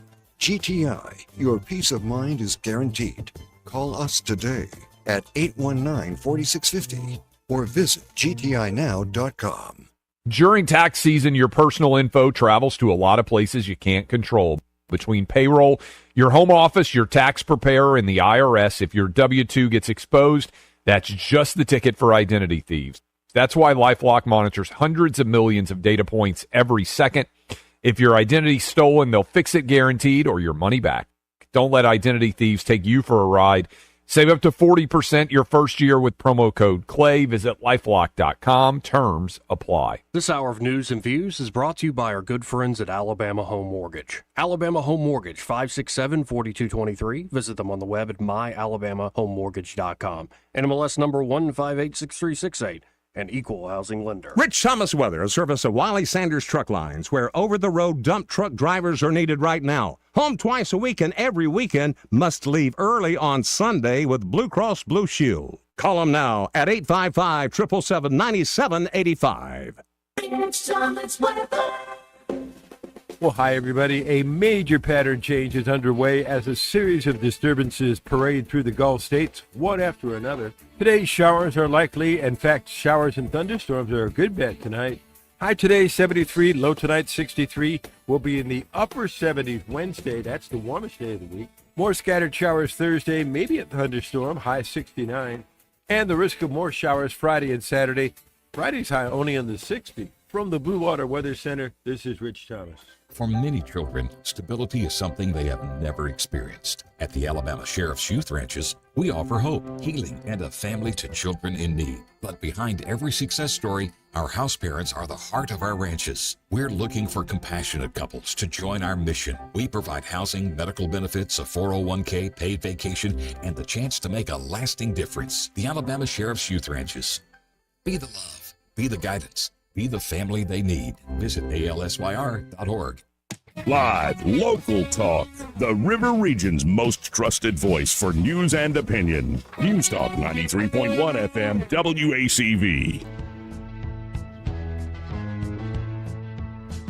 Joey Clark. Welcome back.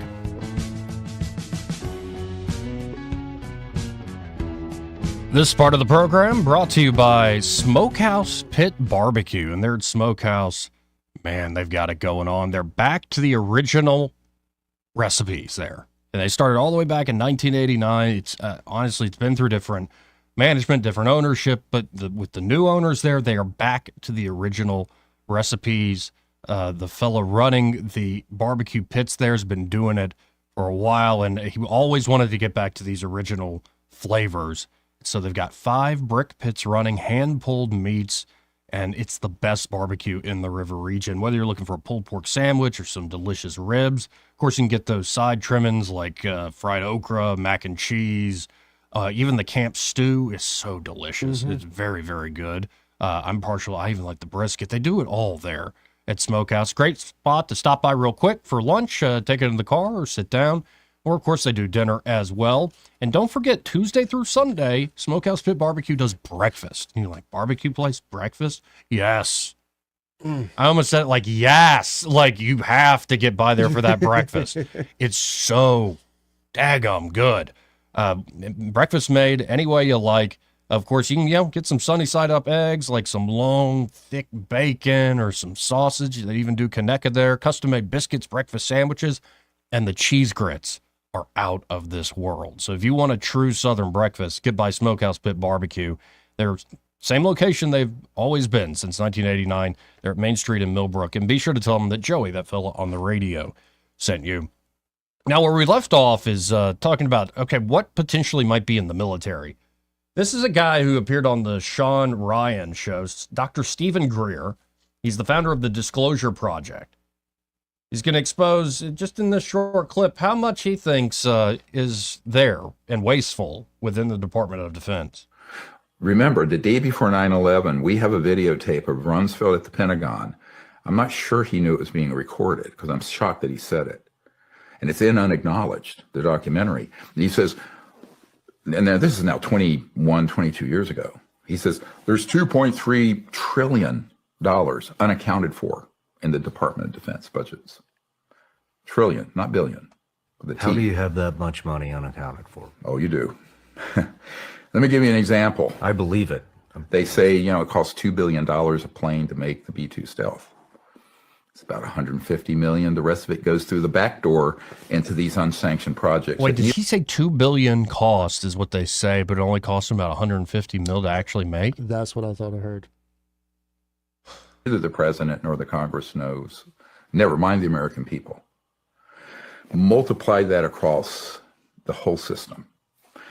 So we'll get into this in a moment. There are other more creative ways of this organization, this secret illegal organization. Fascinating. And you just got to wonder, if you start firing certain top brass that you just don't need anymore, you start restructuring things, and then DOGE starts allowing those AI programs to start just follow the web of all the payments. Where is it going? Where are the black boxes, essentially? Where does it go dark? Oh, that's fascinating. Yeah, it really is. And you got to wonder, if you start, it's one thing to mess with USAID, another thing to mess with all the DEI programs across things. You start really getting into the military contractors, the legacy contractors' money.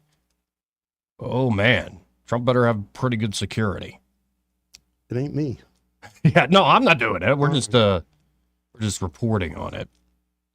But it is amazing the narratives that are out there. I go and work out, and there was this big old woman, who seems sweet, but she's the type who always has her phone running, instead of earbuds or headphones, she's just got her phone running.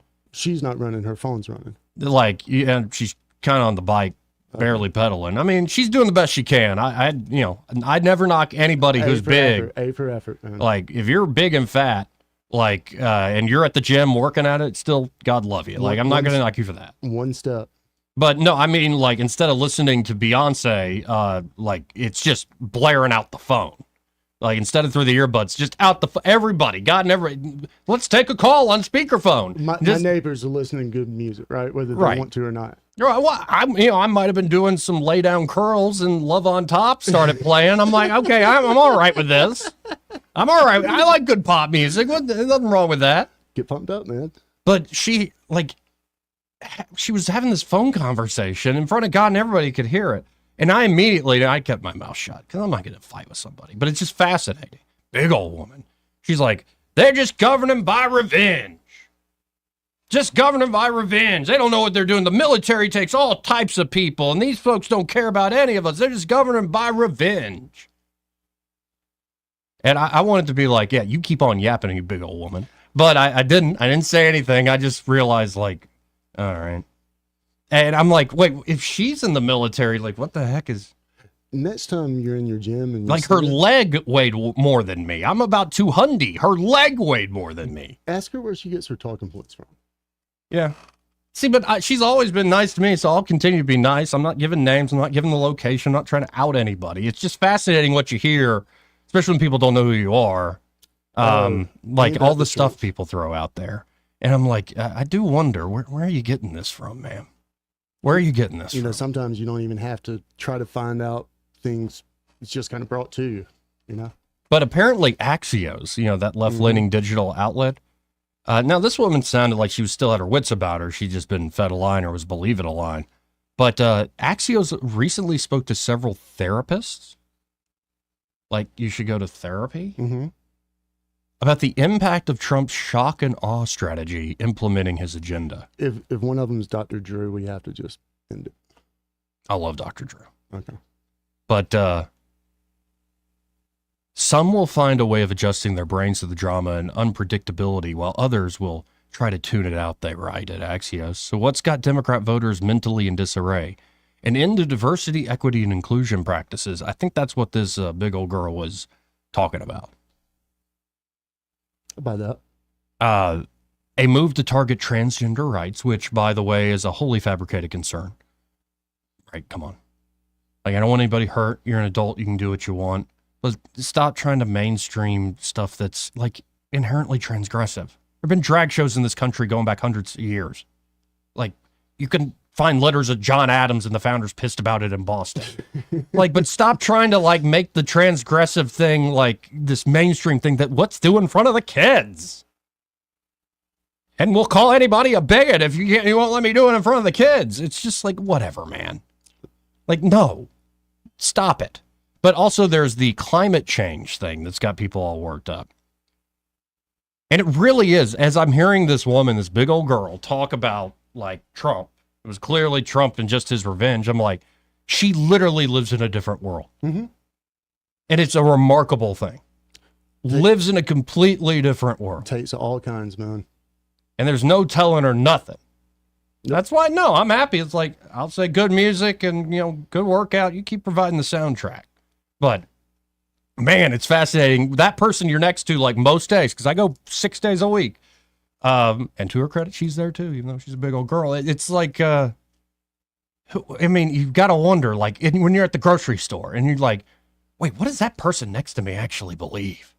And I'm beyond politics. Like the different worlds we all reside in. I stopped playing that game a long time ago. It's a little unnerving, though, at times, where you're like, I don't even know. It's heartbreaking. Yeah. I mean, it's scary as hell. Chaos is code for the president doing exactly what he said he would, exactly what a strong majority of the American people voted for. But that's how a lot of these folks are saying it's chaos, it's revenge. But Axios reports that one of the therapists has seen an uptick in patients, particularly Democrats, expressing a sense of burnout, guilt, and despair at losing an old way of life. Wow. So are they burned out on the same old candidates being retread? I don't know. Is it guilty that they supported, a shop of a candidate? I mean, Photoshop candidate? I'm looking at this one thing. One suggestion is forest bathing. I don't even want to know what that is. Forest bathing? I'm guessing it's where all these new age kids just go out and lay down in the forest and soak in Mother Earth and get their juju right. This is part of the program. In fact, the entire hour brought to you by Alabama Home Mortgage. Yeah, let's just, it's like, is it like the guy who was tanning his, thing, just in front of God and everybody? It's like, you're not Howard Rourke, all right? Yeah.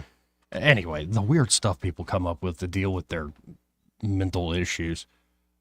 This, again, entire hour brought to you by Alabama Home Mortgage. And there at Alabama Home Mortgage, Kim Williams and Madeline Cannon can help you with buying a home here in the new year, or maybe you're looking to refinance that home. And if you're a veteran, they specialize in helping veterans out, knowing the latest with the VA home loan programs. There are a lot of veterans walking around thinking, I've already used my benefits, or I didn't earn the benefits. Yes, you did.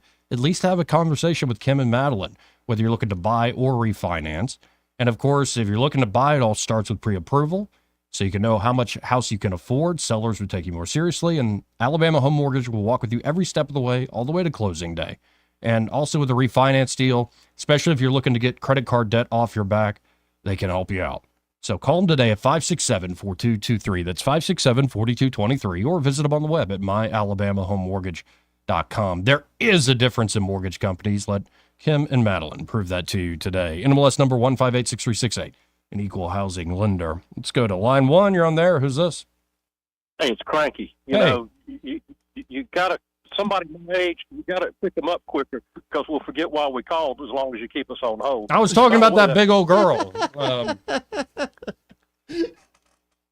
Which big old girl? The one at the workout place I go to. I'm trying to be very unspecific, but she's big old girl mouthing off about Trump. Oh, well, it's revenge. It's revenge. It's all types of people in the military. His revenge. All right. Fiscal conservatism running amok. Not revenge, but Doc Holliday clearly spoke about the reckoning. Amen, brother. You know, the military, the airplane thing, and all of that. I know, Joey, you're too young to remember, and Eddie may be too young to remember. You know, during the Reagan administration, they identified all, you know, the $500 hammers and the $800 toys and all of that. So, I mean, and you know, you clearly heard them say, "Yeah, you got us. We're sorry. We won't ever do it again." And they were right. But what you didn't hear them mutter under their breath is, "We're going to do it bigger and badder than anybody ever thought next time." Right. And that's exactly what. Right. And anyhow, I love to see them wiggle. And I posted on my Facebook page that clip of the person, I guess it was one of Marjorie Taylor Greene's aides, following her down the hallway with that liberal reporter dogging her. And I'm going to tell you what, Marjorie Taylor dressed her down bad. It was not pretty at all.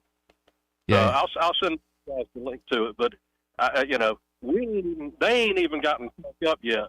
You know, they ain't even sung the national anthem on this game yet. Oh, yeah. You know, We're still in the pregame, for sure. That's right. Hey, you take care. Have a great week. Appreciate it, Cranky. We got to hit this top of the hour break. There's so many different directions we could go to after this. J.D. Vance gave a barn burner of a speech in Paris about the future of artificial intelligence. And it's like, we've got a mashup of Kamala talking about AI versus Vance talking about AI. It's night and day. Seriously. Am I going to be able to follow it? Yeah, and JD, the way he lays it out, like I'm tempted to play the whole speech. Well, it's so good. He puts it down there so everyone. Yeah, can he get puts it down in a Okay. sense of, why does this matter to policy for the United States and for the globe? He doesn't try to get into the weeds too much about what is AI and yada, a yada, little yada. slow, so. And of course, Glenn Beck coming out. He was on Patrick Bet-David's show saying in the next 10 days, you're going to see the Epstein files released. Yeah, right. Anna Paulina Luna is supposedly doing some huge press conference along with some other members of Congress here as we speak. Apparently that's happening now, so we can look into that, see if the promised big press conference is actually all that big. And just remember, folks, again today, Elon Musk changed his name. He changed his Twitter name because he wanted to hear the media say it. They got to cover him. They can't help themselves. Here's Dana Bash to make my point. The disruptor-in-chief, Elon Musk, who apparently has adopted the alias, at least he changed his social media handle to Harry Balls, tweeted this morning. I'm just going to start referring to him as the engineer formerly known as Elon Musk. We'll be right back. Broadcasting from the Riverside Chevrolet Master Control Center, this is WACV Cusana, News Talk 93.1 FM. When it's Chevy, it's Riverside. With SRN News, I'm John Scott. Israeli Prime Minister Benjamin Netanyahu has threatened to resume fighting in Gaza unless more hostages are released Saturday. Netanyahu has ordered the army to add more troops in and around Gaza. The family of American teacher Mark Fogel says it's beyond grateful, relieved, and overwhelmed that he's heading home after his release from Russia. The White House announced Fogel had been released. Trump National Security Advisor Michael Waltz says the U.S. and Russia negotiated an exchange, but did not say if the U.S. released anybody in return. Fogel is from Pennsylvania. Russian forces have targeted Ukraine's energy and gas infrastructure in a massive missile attack. President Trump has promised to find a way to end that nearly 3-year-old conflict. On Wall Street, the Dow had 53 points, the Nasdaq losing 57. This is SRN News. Happy birthday to us. 2 surprises for you. 2 surprises from NordVPN. 2 surprises for you.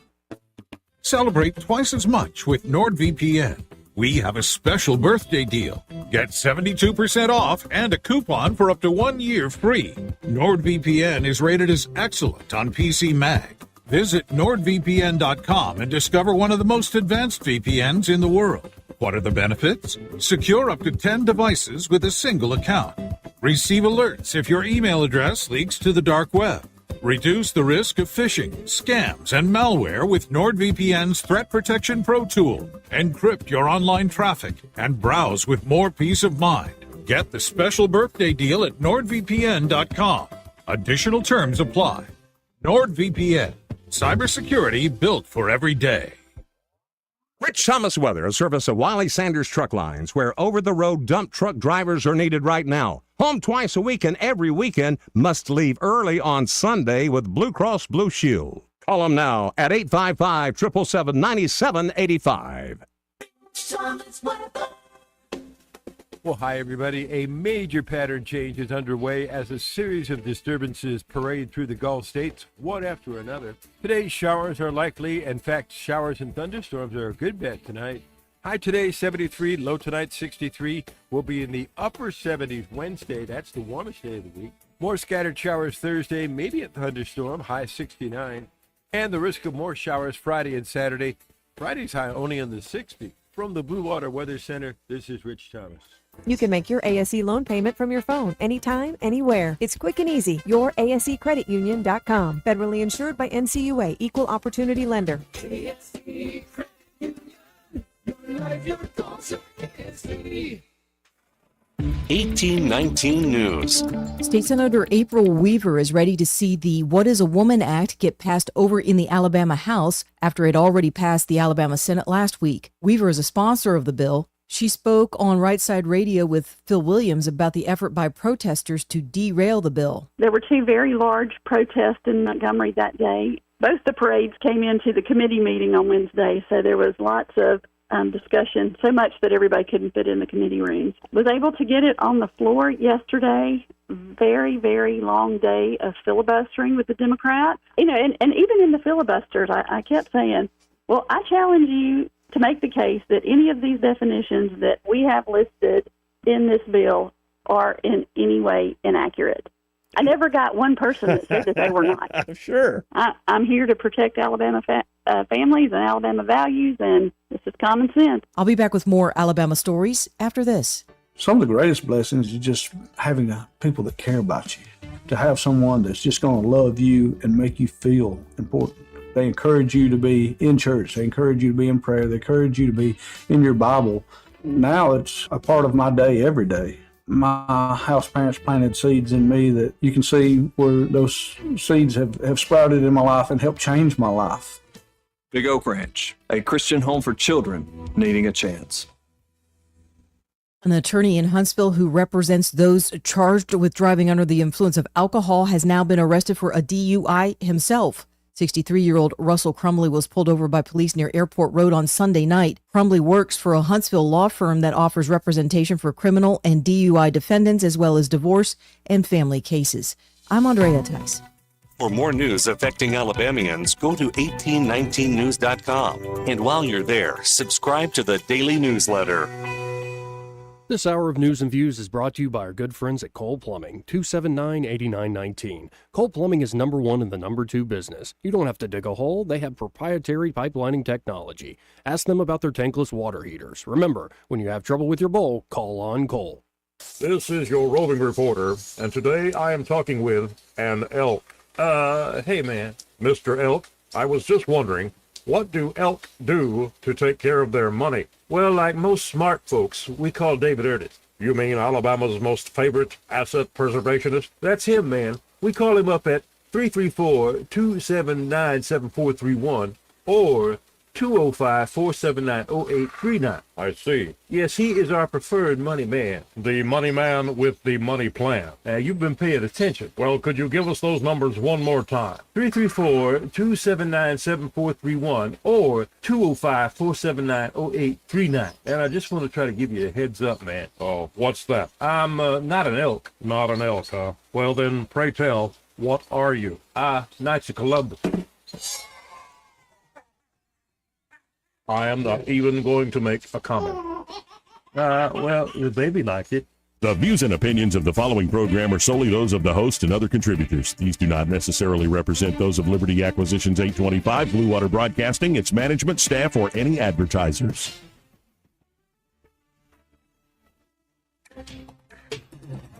It's time for Montgomery's conversational radio show. It's News and Views on News Talk 93.1 FM.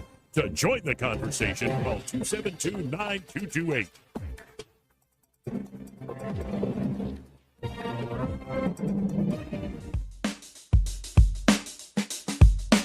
Is cocaine a stronger up? Yeah. So you're way up with cocaine more than anything else you can think of. Cocaine will turn you into a damn owl, homie. You know what I'm saying? This is the Trump country. We live in the Southeast. We drink sweet tea. We don't drink socialist Kool-Aid. Oh, girl, baby girl. Oh, really? Don't even play. Shut up, silly woman. Joey Clark.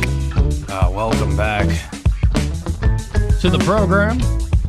I'm your host, Joey Clark. Byron Sheehy in the studio with me today. Eddie has the day off, well-deserved as always. And apparently the big announcement, it's happening live right now with Napolitano Luna. She was pumping it up with James Comer all week, like last week, is a task force, a congressional task force that Representative Luna will lead it'll be a task force about federal secrets. So things like all the stuff Trump already has written to declassify, as well as a few other concerns. This might be a big deal for the UAP conversation. Could very well be a big deal if you're wondering about the assassinations of Dr. King, of Bobby Kennedy, of Jack Kennedy, President Kennedy. It'll be interesting seeing, like, hey, let's get, and say what you will about Napolitano Luna. She is a bulldog when it comes to some of this stuff. She's one of these new young women that's pretty fearless up there in D.C. Is this going to be limited, like jurisdictionally? I don't know. Are there some things off bounds or out of bounds? Yeah, it depends on how much the executive branch wants to cooperate, and given the mood in the executive branch, at least in leadership, I think there might be a heck of a lot of cooperation with Trump and team. Well, I mean, I just imagine there's certain top classified, top secret things that are going to be out of bounds. I hope. Yeah, I'm sure it's like, give me the specs on our latest advanced aircraft. I don't think that's necessarily. But going back to the previous interview where he was talking about the amount of money to actually create the plane versus what the projection was, and he said, if I'm not mistaken, that money being directed to other projects, right, or something akin to that. Right. All right. What are those other projects? That's a good question. That's the secret. Well, and that's where it's like, I don't know if that's going to be done in an open session of Congress. Right. But somebody with the clearances needs to be like, hey, whether you need a secretary for one of the services that has a deal with one of these contractors to bring it up, I don't know. But it needs to be looked into, because I don't buy that to the tune of trillions. Oh, it's all on the up and up. I don't buy that whatsoever.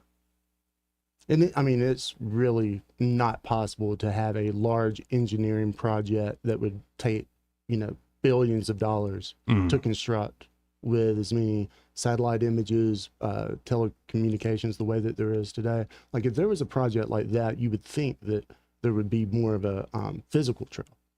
You would think so. But a lot of these places are very secure. Restricted. Yeah, it's hard to...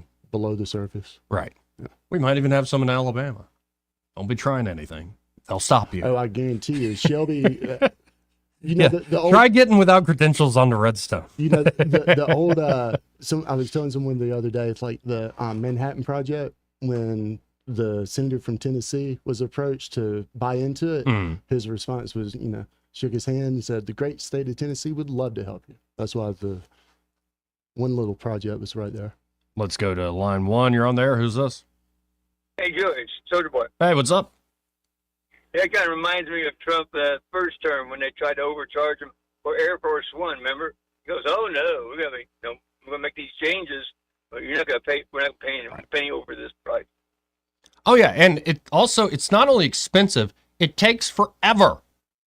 Like our capacity to build things it's slow by design, and this is not Bill Knudsen working with FDR to mobilize for the war anymore. Right. This is not the Liberty ships. This is like we are now in incumbent corporations being able to control, essentially name their price, and Congress doesn't fight them at all. Too big to be held accountable. Right. You know what happened? When I was in a KC-135 squadron, the colonel of the pilot told me, and looked at me, he says, Sarge, he says, how's it feel sitting those white cheeks of yours on a $1,500 toilet lid? I go, what do you mean? And I said, $1,500. This is the same one I saw at Walmart the other day. He goes, yeah. He says, we could have made a local purchase with it, with a government credit card, but no, they got a deal where you got to buy from GSA. With $7 a sheet toilet paper. Man. Oh, well. No, and even my grandfather, he's got stories for days about that stuff, like how ridiculous things were when he's, in particular, stationed in Thailand, and he's trying to do maintenance on a lot of these planes doing the bombings. And he said, yeah, it was ridiculous dealing with the bureaucracy and the cost of everything. I can tell you stories about Rucker. I mean, well known, like digging up holes, backing tractor equipment in it, you know, covering it up with the other piece of tractor equipment. Yeah. You want to tell you something funny was, you remember in Bangor, Maine, we call it the lobster run, okay? So the wing commander says, he goes, Sergeant, I want you to go up there with that crew 135 and get those packs of fresh lobsters and take care of them. It's your job. I said, yes, sir. And I said to myself, well, how are we going to justify this plane? Because what we're doing is we were taking tracks. It's, I guess, the Air National Guard has to take so many physical manual refuel practices and training. That's how we justified it. Wow. There's so much to it. Well, you know, it's not so. I didn't have a problem with that so much, as long as the National Guard was getting some training out of it, and it was required. They had to have so much training every year, you know. But then, stack a lot of that up. I see what your point, but we stacked a lot of lobster stuff, right? And then you get into even the bigger money. There's a lot that needs to be done to right size the Pentagon, and I think make it a better fighting force down the road. When they showed me that catalog, he says, here's what you shop out of in the GSA catalog, okay? It's kind of like a semi-military, semi-civil service, right? And I'm looking at that. I said, where's the price? Oh, man, you couldn't buy nothing in there. A damn broom would cost you close to $200-300. I said, you gotta be kidding. Absurd. Yeah, I said, I looked at the colonel. I said, Colonel, let me ask you a question. That's our tax money. He goes, he says, we ain't got no damn choice. And I can buy the same damn lid downtown, and look at this. I'm putting money back into the local economy too. That's a win-win situation. But no, you got to get up in this GSA catalog because the regulations stated so. I'm so glad I'm out of there. Great to be captured customer base. So much waste. Oh my God. Well, I appreciate the call, man. Later. This is part of the program brought to you by Bo Goodson and the Goodson Group. And there at the Goodson Group, Bo and his team are ready to help you with buying or selling here in the Montgomery and surrounding areas. Bo's been working in the River Region real estate market for about 50 years now. And not only can they help you with buying and selling property here in the area, should you want to rent out your home, great idea in this market, they have management services available for a reasonable fee. And that's a heck of a lot better, especially if you've never done it before managing a rental yourself. And then the crown jewel there at the Goodson Group is the Bo Goodson Real Estate School, one of the most highly acclaimed real estate programs in Alabama because of, well, it's a very interactive course. Bo is bringing all that experience, that 5 decades of experience. He's been through it all, the good, the bad, and the ugly. And the proof is all the folks that have graduated from Bo's real estate school and gone on to great success as more knowledgeable private players or as fully licensed real estate agents. It's a great way to study up to get that real estate license. So y'all check out the Goodson Group today. You can always go online to thegoodsongroup.com or give them a call at 551-0225. That's 551-0225. Bo Goodson and the Goodson Group, great sponsor here of the program. How about a little palate cleanser with United States Senator John Kennedy? Always up for the good senator. Always a good time with this guy. Let's listen in. With Trump and Musk, now among the blue hairs and the opinion writers in Washington, we're losing. We're winning with the American people, and I think the big picture should not go unnoticed. Some people, mostly my Democratic colleagues, have chosen to support the bureaucracy and the spending porn over the American taxpayer.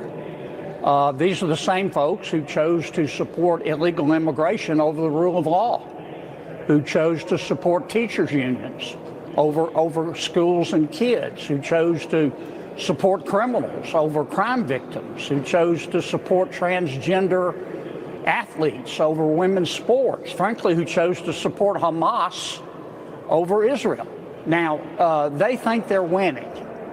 And they may be in the bubble of Washington, but not among the taxpayers. When they tell me, well, we think we're winning, I tell them, sure. And be on the lookout for flying pigs. I think the justice stick is coming, and I think the American people support everything we're doing. The same people who are screaming at Trump for auditing federal spending were the same people under President Biden who wanted to hire 80,000 new IRS agents with guns to audit the American people. I find that breathtakingly hypocritical. In terms of the courts, look, we have some federal judges who try to rewrite the Constitution every other Thursday to advance their social and economic agenda. We know that. But that's why God made courts of appeal. That's why God made the Supreme Court. We don't need to undermine the federal judiciary. We need to appeal from the bad decisions, and that's what we're going to do, and I think we'll win. This is Washington, and among the Washington pundits, Trump and Musk and the rest of us are probably losing. But among the American people, we're winning, and you know what? They're what counts. Correct. And by the way, speaking of ridiculous rulings, this broke 2 hours ago. A judge orders that the CDC, FDA, and HHS websites must be restored after being deleted to comply with a Trump executive order. Why? Right. Senator Mike Lee saying these judges are waging an unprecedented assault on legitimate presidential authority, all the way down to dictating what web pages the government has. This is absurd. Don't sit here and act like you're protecting democracy. We voted for the guy. An overwhelming majority voted for the guy. You're like, nope, that's not democracy. Our power, our hegemony over these institutions, that's the real democracy. The voting's just something we let you people do to think you're somewhat in charge. But if you vote our way, then of course it works. I don't care what the judge thinks about democracy. I want to know what laws were violated. Like, what was his reasoning for that? I bet because I can. Pretty much. Yeah. It's absolutely absurd. Appeal it, like Kennedy says, and appeal it fast. Let's get a ruling on this, a big one. Not just on the particular little cases, but a big ruling on presidential authority.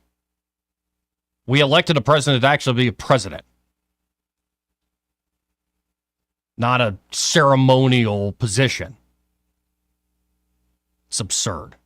272-9228. That's 334-272-9228. Now, somebody did this, and it's just no fair to Kamala Harris. They did a mashup of J.D. Vance talking about artificial intelligence. Then we go back in time to Kamala Harris talking about artificial intelligence. The United States of America is the leader in AI, and our administration plans to keep it that way. The U.S. possesses all components across the full AI stack, including advanced semiconductor design, frontier algorithms, and of course, transformational applications. Now, the computing power this stack requires is integral to advancing AI technology. And to safeguard America's advantage, the Trump administration will ensure that the most powerful AI systems are built in the U.S. with American-designed and manufactured chips. AI is kind of a fancy thing. First of all, it's 2 letters. It means artificial intelligence. But ultimately what it is it's about machine learning. Yeah. And so the machine is taught. And part of the issue here is what information is going into the machine that will then determine, and we can predict then, if we think about what information is going in, what then will be produced in terms of decisions and opinions that may be made through that process.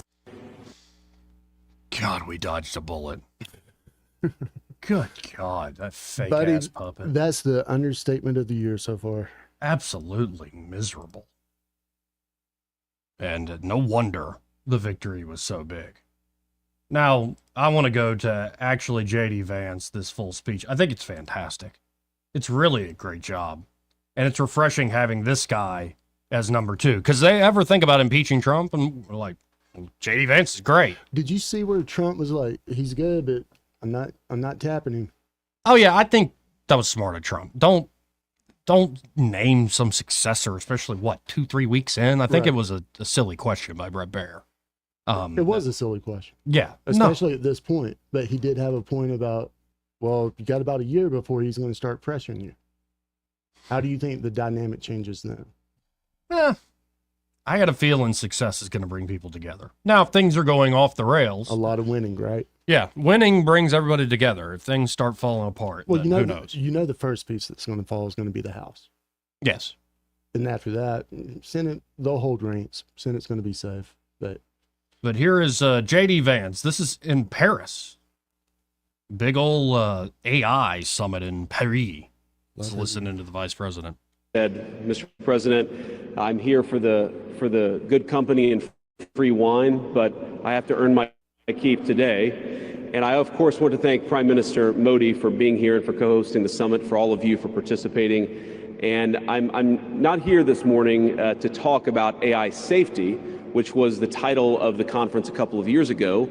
I'm here to talk about AI opportunity. When conferences like this convene to discuss a cutting-edge technology, oftentimes I think our response is to be too self-conscious, too risk-averse. But never have I encountered a breakthrough in tech that so clearly calls us to do precisely the opposite. Now, our administration, the Trump administration, believes that AI will have countless revolutionary applications in economic innovation, job creation, national security, healthcare, free expression, and beyond. And to restrict its development now will not only unfairly benefit incumbents in the space, it would mean paralyzing one of the most promising technologies we have seen in generations. Now, with that in mind, I'd like to make 4 main points today. Number 1, this administration will ensure that American AI technology continues to be the gold standard worldwide, and we are the partner of choice for others, foreign countries, and certainly businesses as they expand their own use of AI. Number 2, we believe that excessive regulation of the AI sector could kill a transformative industry just as it's taking off, and we'll make every effort to encourage pro-growth AI policies. And I like to see that deregulatory flavor making its way into a lot of the conversations this conference. Number 3, we feel very strongly that AI must remain free from ideological bias, and that American AI will not be co-opted into a tool for authoritarian censorship. And finally, number 4, the Trump administration will maintain a pro-worker growth path for AI, so it can be a potent tool for job creation in the United States. And I appreciate Prime Minister Modi's point. AI, I really believe, will facilitate and make people more productive. It is not going to replace human beings. It will never replace human beings. And I think too many of the leaders in the AI industry, when they talk about this fear of replacing workers, I think they really miss the point. AI, we believe, is going to make us more productive, more prosperous, and more free. The United States of America is the leader in AI, and our administration plans to keep it that way. The U.S. possesses all components across the full AI stack, including advanced semiconductor design, frontier algorithms, and of course, transformational applications. Now, the computing power this stack requires is integral to advancing AI technology. And to safeguard America's advantage, the Trump administration will ensure that the most powerful AI systems are built in the U.S. with American-designed and manufactured chips. Now, just because we're the leader doesn't mean we want to or need to go it alone, of course. And let me be emphatic about this point. America wants to partner with all of you. And we want to embark on the AI revolution before us with a spirit of openness and collaboration. But to create that kind of trust, we need international regulatory regimes that fosters the creation of AI technology rather than strangles it. And we need our European friends in particular to look to this new frontier with optimism rather than. Now, the development of cutting-edge AI in the U.S. is no accident. By preserving open environment, we've encouraged American innovators to experiment and to make unparalleled R&D investments. Of the $700 billion, give or take, that's estimated to be spent on AI in 2028, over half of it will likely be invested in the United States of America. Now, this administration will not be the one to snuff out the startups and the grad students producing some of the most groundbreaking applications of artificial intelligence. Instead, our laws will keep big tech, little tech, and all other developers on a level playing field. Now, with the President's recent executive order on AI, we're developing an AI action plan that avoids an overly precautionary regulatory regime while ensuring that all Americans benefit from the technology and its transformative potential. Now, we invite your countries to work with us and to follow that model if it makes sense for your nations. However, the Trump administration is troubled by reports that some foreign governments are considering tightening the screws on U.S. tech companies with international footprints. Now, America cannot and will not accept that, and we think it's a terrible mistake, not just for the United States of America, but for your own countries. The U.S. innovators of all sizes already know what it's like to deal with onerous international rules. Many of our most productive tech companies are forced to deal with the EU's Digital Services Act and the massive regulations it created about taking down content and policing so-called misinformation. And of course, we want to ensure the internet is a safe place. But it is one thing to prevent a predator from preying on a child on the internet, and it is something quite different to prevent a grown man or woman from accessing an opinion that the government thinks is misinformation. Hear, hear. Meanwhile, for smaller firms, navigating the GDPR means paying endless legal compliance costs or otherwise risking massive fines. Now, for some, the easiest way to avoid the dilemma has been to simply block EU users in the first place. Is this really the future that we want? Ladies and gentlemen, I think the answer for all of us should be no. Now, there's no issue where we worry about more than regulation when it comes to energy. And again, I appreciated the comments of so many at the conference because they recognize that we stand now at the frontier of an AI industry that is hungry for reliable power and high-quality semiconductors. Yet too many of our friends are deindustrializing on the one hand and chasing reliable power out of their nations and off their grids with the other. The AI future is not going to be won by hand-wringing about safety. It will be won by building, from reliable power plants to the manufacturing facilities that can produce the chips of the future. Now, at a personal level, what excites me most about AI is that it is grounded in the real and the physical economy. The success of the sector isn't just a matter of smart people sitting in front of a computer screen and coding. It depends on those who work with their hands, even as robotics will change our factories. It will certainly make our healthcare providers better at treating diseases, but it will also depend on the data produced by those healthcare providers, by those doctors and nurses. I believe it will help us create and store new modes of power in the future, but right now, AI cannot take off unless the world builds the energy infrastructure to support it. Now, it's my view that tech innovation over the last 20 years has turned images of smart people staring at computer screens, engineering in the world of bits. But the AI economy will primarily depend on and transform the world of atoms. Now, at this moment, we face the extraordinary prospect of a new industrial revolution, one on par with the invention of the steam engine or Bessemer steel. But it will never come to pass if overregulation deters innovators from taking the risks necessary to advance the ball. Nor will it occur if we allow AI to become dominated by massive players looking to use the tech to censor or control users' thoughts.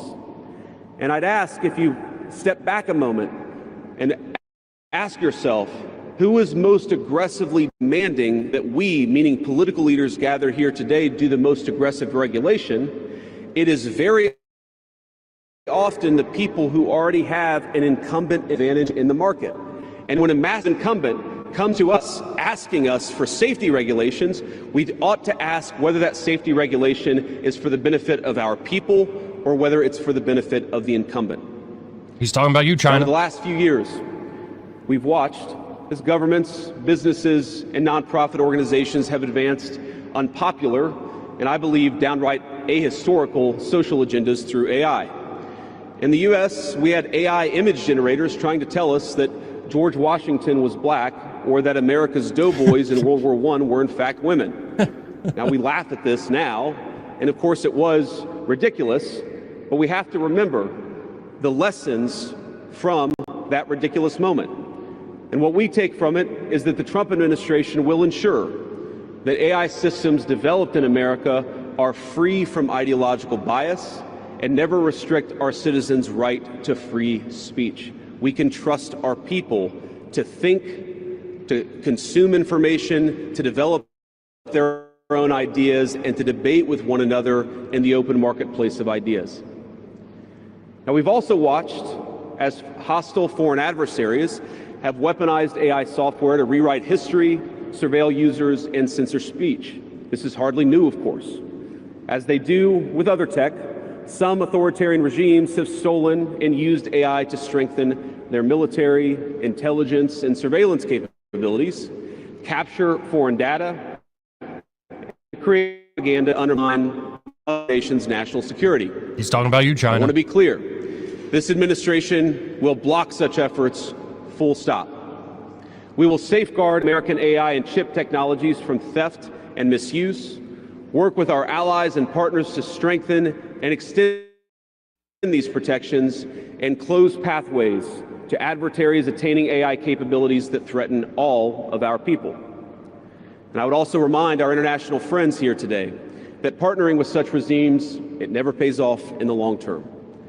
From CCTV to 5G equipment, we're all familiar with cheap tech in the marketplace that's been heavily subsidized and exported by authoritarian regimes. But as I know, and I think some of us in this room have learned from experience, partnering with them means chaining your nation to an authoritarian master that seeks to infiltrate, dig in, and seize your information infrastructure. Should a deal seem too good to be true, just remember the old adage that we learned in Silicon Valley: if you aren't paying for the product, you are the product. Again, that's J.D. Vance in front of a who's who of a crowd. Every world leader for the most part there. And I just find, number one, the presentation is a breath of fresh air. The confidence is a breath of fresh air. I love the message as well, that we're going to lead on this. We're not going to be hampered by safety concerns and overburdensome regulations. But we're also not going to bow down to, he was saying it nicely, we're not going to bow down to the Chinese trying to manipulate this. I think it's, I played that at full because, number one, the AI topic is a fascinating topic. His promise that this will not replace human beings, well, that needs some more digging. I think you start seeing these humanoid robots where these things can be purchased for $20,000 and they're as good, if not better, than a human worker because they don't complain. They do the job pretty well. You got to wonder about that sort of thing. Can I ask you a question? Yeah. why have taxpayers or consumers not received almost sort of an Alaska style dividend? You know how they receive a check for the oil rights or whatever. That might be something going forward. How come we don't receive a check for all the data that's captured when Google has $60 billion in ad revenue in Q4 of 21 and we don't see a penny for it? No, it's a fantastic point, and that data becomes even more valuable when you're inputting it into these AI systems. 100%. Yes. I mean, I don't understand why this hasn't been a thing for a while. This has been a personal soapbox of mine. Yeah. Oh, I know. You've asked me about it before, and I think you make a good point. I don't know how it will actually shake out. I just don't know sitting here. But I think as that data that humans create becomes more and more valuable, can you get paid essentially for engaging with these systems because it makes the systems better? You don't have a choice but to engage. Right. We have no say-so on that. Right. It's just refreshing to see that that's the number 2. Yeah. By the way, as we were watching that, few things happening. Trump is going to sign a new executive order putting Doge in charge of federal downsizing.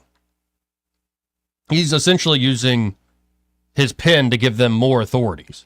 He will sign an executive order today directing all federal agencies to work with Doge to cut staff, limit hiring, and streamline operations. The move is expected to significantly shrink the federal workforce as Doge leads the charge to eliminate waste, reduce bureaucracy, and overhaul government efficiency. You should say his Sharpie. His Sharpie, you're right. You know, that's kind of, and I love how it squeaks every time he signs. I love how that's kind of the linchpin or the origin of all this. Like, he was signing some bills and he saw how they were just giving these pens away, and it was just, well, how much do these things cost? And we just give them away every time we sign a bill. Right. Go get me a Sharpie for $6. I mean, he did it like real time. Right. It still is special, like, because, we signed a thing with it. But so Doge is going to get a shot in the arm, Doge on steroids, so to speak, which is great. And I suspect there's some legal language in there that's going to make a lot of these federal judges' rulings just. You know what he should do? He should give blanket pardons to everyone on Doge so that they can just go ahead and do their jobs. I like that idea. For like 8 years. I like that idea. And then here, as we were playing J.D. Vance, Representative Napolitano has been tapped by House Oversight to run the task force on the declassification of federal secrets. It will include the 9/11 files, Jeffrey Epstein files, JFK, RFK, MLK Jr. assassinations, the origins of COVID-19, and UFOs, or as we call them these days, UAPs. Here's Napolitano explaining some of this. This was just moments ago. The stroke of a pen, he committed to declassifying the files concerning the assassinations of President John F. Kennedy, Robert F. Kennedy, and Dr. Martin Luther King Jr. A decision not just monumental, but pivotal. It is with profound honor that I have been entrusted by Speaker Mike Johnson and Chairman James Comer to lead the House Oversight Task Force on Declassification of Federal Secrets. Together with the help of the White House, our intelligence allies, the Department of Defense, the Department of Justice, we will be conducting investigations into the following: the assassinations of JFK, RFK, and Dr. Martin Luther King, unidentified aerial phenomena, also known as UAPs, unidentified submerged objects, also known as USOs, the Epstein client list, the origins of COVID-19, and the 9/11 files. This task force will be a beacon of bipartisanship. On the Republican side, Representatives Burchett, Boebert, Burleson, Crane, Gill, and Mace will be joining me, although I'd like to note that I'm expanding this to the entire governing body and will be allowing certain members to waive on. Our first hearing is set for March. The date will be announced soon, and we've already initiated close to a dozen communications with various agencies, to include Pam Bondi at the Department of Justice and the Secretary of State. This will no longer be a task force that makes bold promises only to fade into irrelevance or send strongly worded letters. This will be a relentless pursuit of truth and transparency, and we will not stop until the American people have the answers they deserve. We will cut through the bureaucracy, challenge the stonewalling, and ensure that the American people finally get the truth that they have been denied for too long. If we are to endure and thrive as a nation, we must restore trust through transparency. The American people must be trusted to think for themselves, to form their own judgments from the truth that they are entitled to know. We've been treated like children for too long and kept in the dark by those we elected to serve us. It is my solemn duty to begin mending this trust, to form a new relationship between the government and the governed. Let us embark on this journey together towards a government that does not serve, but one that enlightens. That does not just serve, but one that enlightens. Trust through transparency that begins. Again, that was Napolitano tapped to run this new task force, and a lot of big promises there. But if you're pulling in the Attorney General and the Secretary of State, I think you might be able to knock some heads together. I'd imagine Kash Patel will be on board to jump in there once he's actually named. Like I said, so many topics happening. Hell of a mission statement there. Trust and transparency. 272-9228. This part of the program brought to you by Montgomery Men's Health, and they're at Montgomery Men's Health. They're ready to help you fellas out, especially if you've been feeling run down, tired all the live long day, seeing someone at weight gain, loss of muscle mass, and it's not like you're eating more, it's not like you're working out less, but that's happening. It's no sex drive to speak of, you're just never in the mood, and you just feel like you're trudging through mud, walking through a fog in your life. Well, knowing whether you have low testosterone is huge in combating some of these issues. Doesn't matter your age. Could be your middle age, 40s, 50s, 60s. Could be you're in your 20s and you're feeling this way. Just go by, and the providers there at Montgomery Men's Health will conduct a testosterone-focused lab workup plus a consultation for only $99. And they have low T treatments there at Montgomery Men's Health that can truly change men's lives. This is going to work a lot better than that, over-the-counter stuff that makes a lot of promises but doesn't work. They have all sorts of different treatments that really can change your life. After treatment, men can experience higher energy, better gains in the gym. Brother, yes, brother.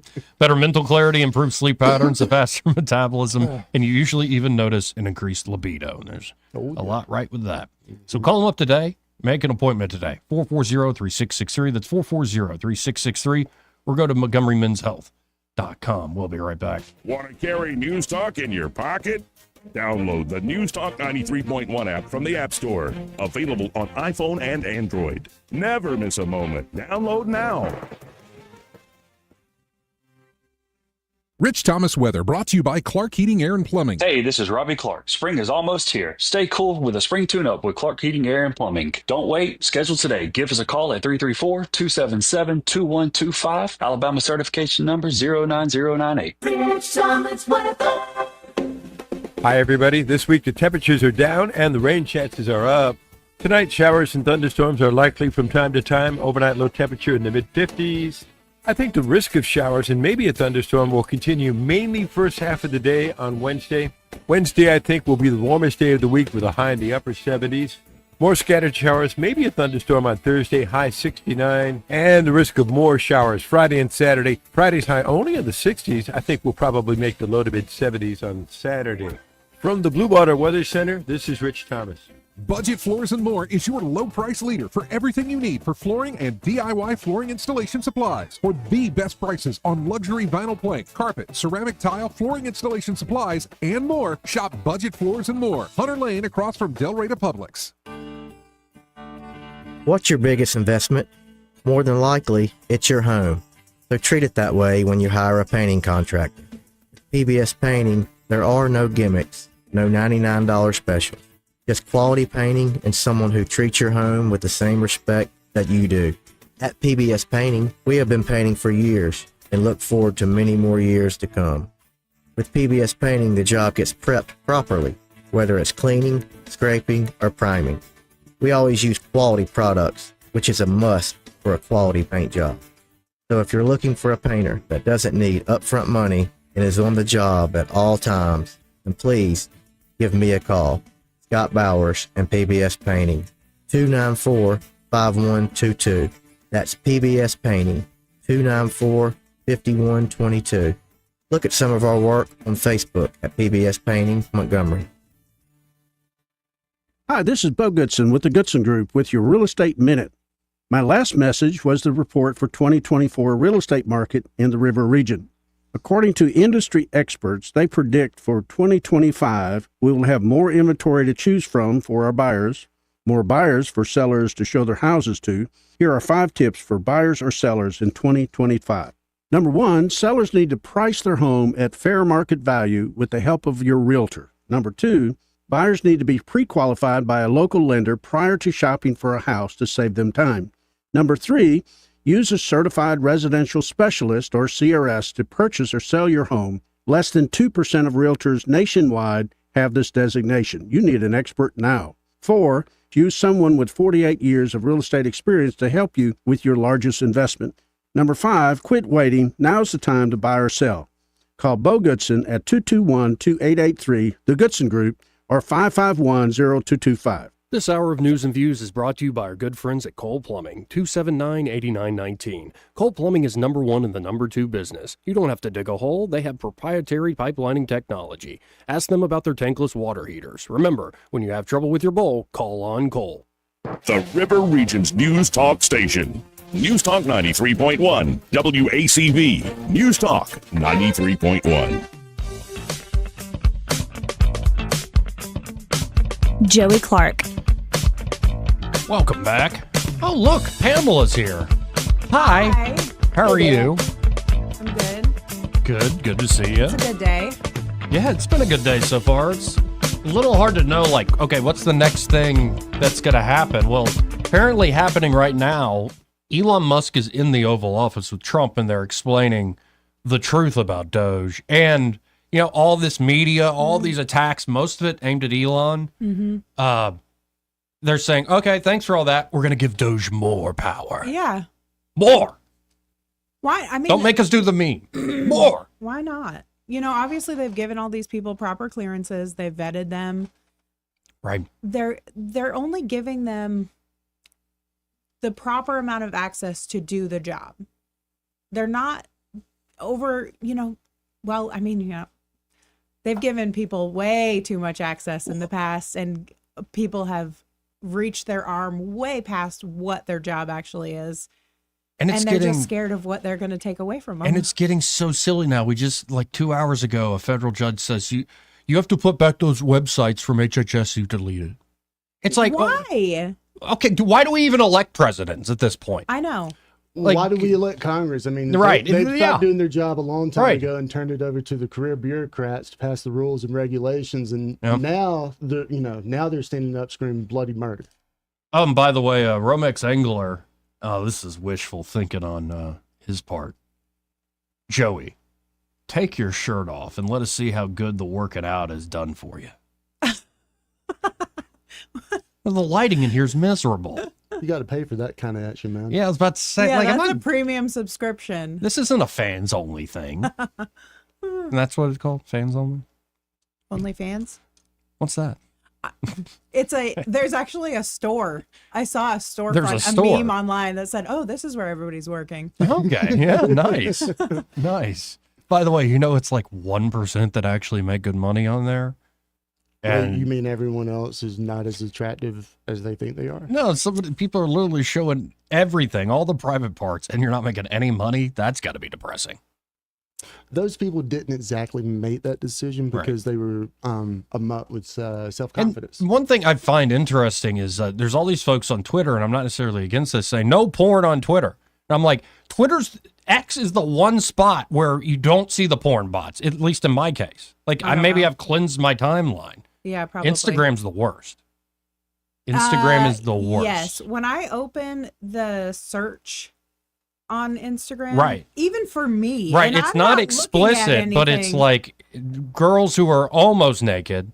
I And don't it's know like, how, like, it's so even on yours, it's that way. I thought, yeah. I thought and that, I'm not looking at anything like this, but look, Yeah, what right. is that? Right, it's all, and you go to their, it's all solicitation. I thought Instagram thought I was a slime ball. I was like, Yeah, Oh, me no. too. I'm like, what did I do? I mean, I admit I can be, I'm like, yeah, I'm This not, is what you think I'm not about a me? saint. Yeah. Like, but come on. But even me, yeah, it's on mine, and I'm not doing anything on Instagram, like looking at any of that stuff. Right, and so X is like the one place where I'm not seeing this stuff. And what I suspect is like all these very anti-porn people, porn's bad for your health. Honestly, I don't necessarily disagree with y'all's arguments. Oh, it is. But, sometimes it's overstated. But it's definitely bad for people, I think. It kind of like junk food's bad for you. Alcohol's bad for you. Like everything's It's bad. kind of like drinking. It's bad when you do it alone. And a lot. Right. Exactly. But I think what's happening here, ironically, is all the anti-porn people, they put porn in like, I'm against porn. Porn. Yeah, porn. and it's And so tag because is just coming up right, over and over because and they over keep again. saying that word, it's like, You guys, it's just a think about it. Oh my goodness. What a mess. No, Romex Angler, I'm not taking my shirt off. Not for free anyhow. 272-9228. Hey, this part of the program brought to you by Josh and Leslie Ryder there at Dillon Rings. And at Dillon Rings, they are a full-service jewelry shop. You know, with Valentine's Day right around the corner, stop by. Just get something that, somebody you find special might like. And it doesn't have to be like your romantic lover. Trying to think, what's that Will Ferrell, like, hot tub? Lover. Yeah, no, it doesn't have to be that. It could be somebody you just appreciate, that you love in very wholesome way. And of course, they've got great items there at Dillon Rings, starting at $30. I just looked at some on the Book of Faces. But of course, they can also do custom design work there, repairs, or maybe you have a piece of jewelry that you've worn out. You love it because you wear it every day, but it doesn't shine and shimmer like it once did. Well, they can make that happen again, like it's brand new. They do appraisals. Again, full-service jewelry shop. They do it all there at Dillon Rings. So stop by today to 119 Brown Springs Road, just off of Atlanta Highway. I kind of remember it's where the old Fun Zone used to be, sort of the back entrance there into the AUM complex. And be sure to tell Josh and Leslie that Joey, that fella on the radio, sent you. Final break. We'll be right back. He may not know whether he's coming or going, but whether you're going to work or coming home, Greg Budell is there. Mornings, 6 till 9, and afternoons, 3 till 6. Only on News Talk 93.1 FM, WACV. Hey there, it's Hannah Grantham. And I'm Eddie Bader. We're with Forest Meadows Homes and Land, and we're here to make your real estate experience unforgettable. When it comes to buying or selling, who you have on your side really does make a difference. That's right. We know this market, and we know how to get results. We know how to change that for sale sign into a sold sign. With our local expertise and commitment to you, we make sure your real estate dreams become a reality. So if you're ready to buy or sell, give us a call today at 334-368-6358. For too long, Alabama's statewide news companies have shamed us for our conservative Christian values. Alabama deserves a news company that cherishes our culture, a company that isn't bought and paid for by the powers that be. 1819 News is that company. Run by Alabamians for Alabamians, 1819 News celebrates what is good and beautiful about our state, while exposing those who work against our values in secret. Just go to 1819news.com to learn more. Subscribe to our newsletter. That's 1819news.com. Hi, I'm Dr. Candace Cobb with Health Star. We've enjoyed a long-standing relationship with our friends at Blue Water Broadcasting. The Blue Water team is a mainstay in our advertising, not only because of the success of our campaigns, but because they truly understand what being a local business is all about. Blue Water Broadcasting is the #1 most listened to radio group in the River region. Find out how to put this reach to work for your business. Call us to find out how we can help. Blue Water Broadcasting. Local folk helping local business. This hour of News and Views is brought to you by our good friends at Cole Plumbing, 279-8919. Cole Plumbing is #1 in the #2 business. You don't have to dig a hole. They have proprietary pipelining technology. Ask them about their tankless water heaters. Remember, when you have trouble with your bowl, call on Cole. Live local talk, the River Region's only 24-hour News Talk FM station. News Talk 93.1 FM, WACV.